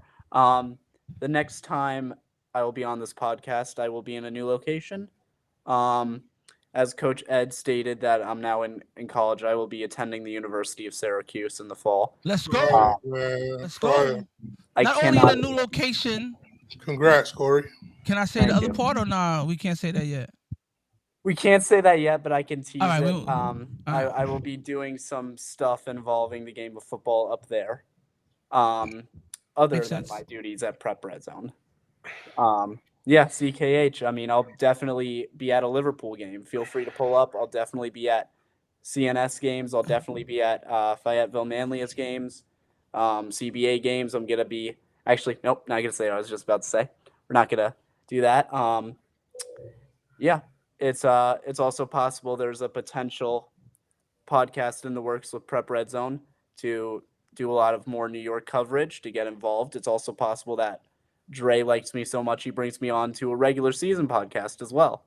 Unfortunately, With he the doesn't, so plug. that won't happen. What's going on with this contract negotiations on here? What are you guys trying to do, bro? With the plug. This is Yo, these crazy. guys pressing. Are these guys pressing me? What's going on? Yo, What's hearing that really happening? for the first time on air is crazy. But go ahead. I'm a bad. Yeah, it's possible that a lot of stuff happens, but Prep Red Zone coverage is going to take off. We'll be introducing a new scout this year as well. Because I'm in the Syracuse region, I will be covering Section 2, 3, and 4. So my PSAL Long Island Catholic League coverage is going to unfortunately take a step back He there. said, However, deuces. yeah, exactly. Anything to get away from Coach Ed. He's been begging me to go to a Hayes game, and I like to see winning programs. So yeah, there we go. Yeah. Where the shots? Where the shot sound effect? I'm kidding. I thought Right? I see cousin Corey go for the whole program. I can't lie. Hayes is a very storied program. They have a lot of big wins on their history. A few Catholic League championships, a few state championships. So just kidding. It's all banter. But yeah, we'll be in a new location. We'll be doing a lot of new stuff up there. Ed'll still hate me. Nothing will be different. I'll be back for season 2. He said I signed a short, contract y'all. this He morning. said short. Just for the record. Yeah, short like your hairline. Hey Trey, you could just take him off the screen. We don't need him anymore. We really don't need cousin Corey anymore. But one last thing, we'll make an announcement here because I teased it. Week 1 Prep Red Zone coverage. My personal first game will be Syracuse. CBA. In Syracuse in the JMA Wireless Dome. CBA Syracuse versus Iona Prep. Yep. We will be on the field. We'll be doing some coverage. We'll be talking to the players, watching the game, some articles. We'll be attending the game for some college coaches. And I'll be taking the 5-minute walk from my dorm room on campus. That's going to be live stream, Corey? Fire, Corey. We're going to be very eco-friendly there. That's going to be live stream, Corey? I don't believe it'll be live streamed unless me and Dre have a little deal in place potentially, depending on where they announce their week 1 game. But I'll be there no matter what. Okay. I definitely can get in touch with some people who would help live stream it though. That'll be dope. You done yet? I think it would be. Some potential radio calls. I can't go into details about anything yet. But yeah, I'll succeed my time there. Yeah. So real quick, Steve. Yeah, really please. quick. I was gonna correct that. Go ahead, Dre. No, you want to go? You want to go ahead? Say, Steve, there's a show that happens every Monday night. It's a pretty big deal, right? It's a pretty big deal. It's called New York City Football Talk. It features Andre Johnson, Mr. Sage Media himself, right? TYJ and Jared Veluzzi. You should tune into that. Excellent show, informative. It's how I got to start watching PSL football. So there is a show every Monday during the season. So this podcast will not be on Mondays during the season. Yeah, but it's really important though, and I appreciate you saying that, Steve, because that's the importance.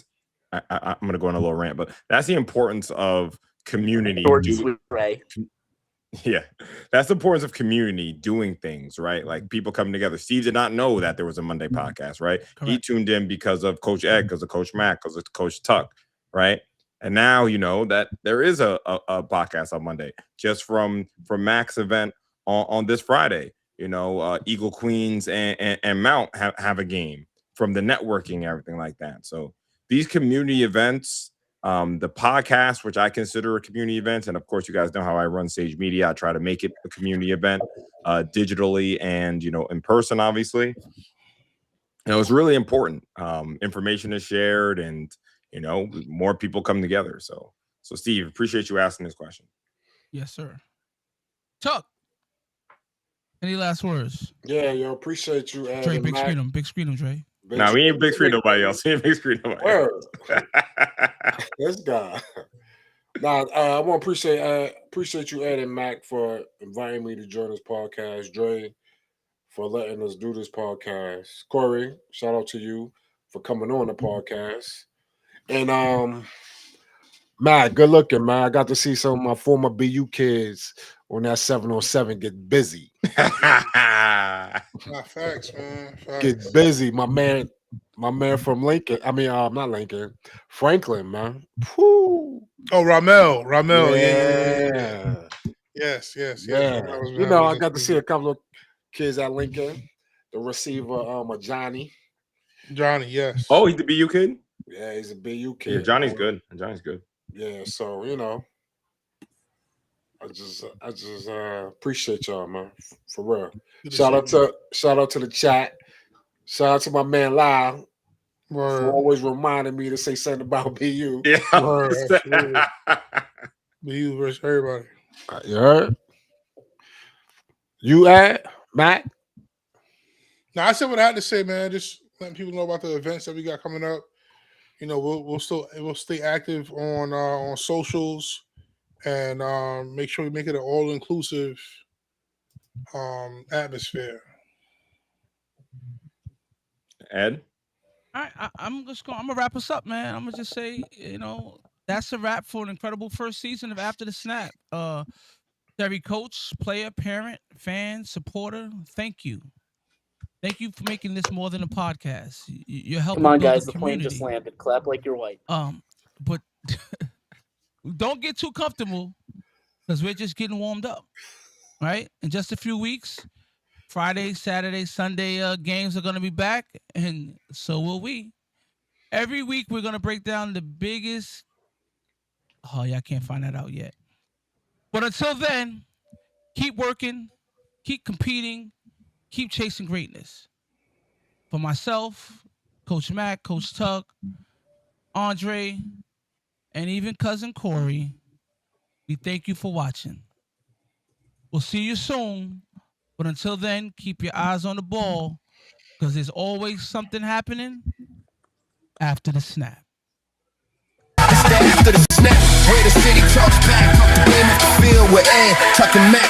First we break it down and we'll build it back. From uptown to the bridge, we dissecting the gaps. From the whistle to the chats, we don't fumble the facts. If it's happening in the 5, then it's after the snap. Go!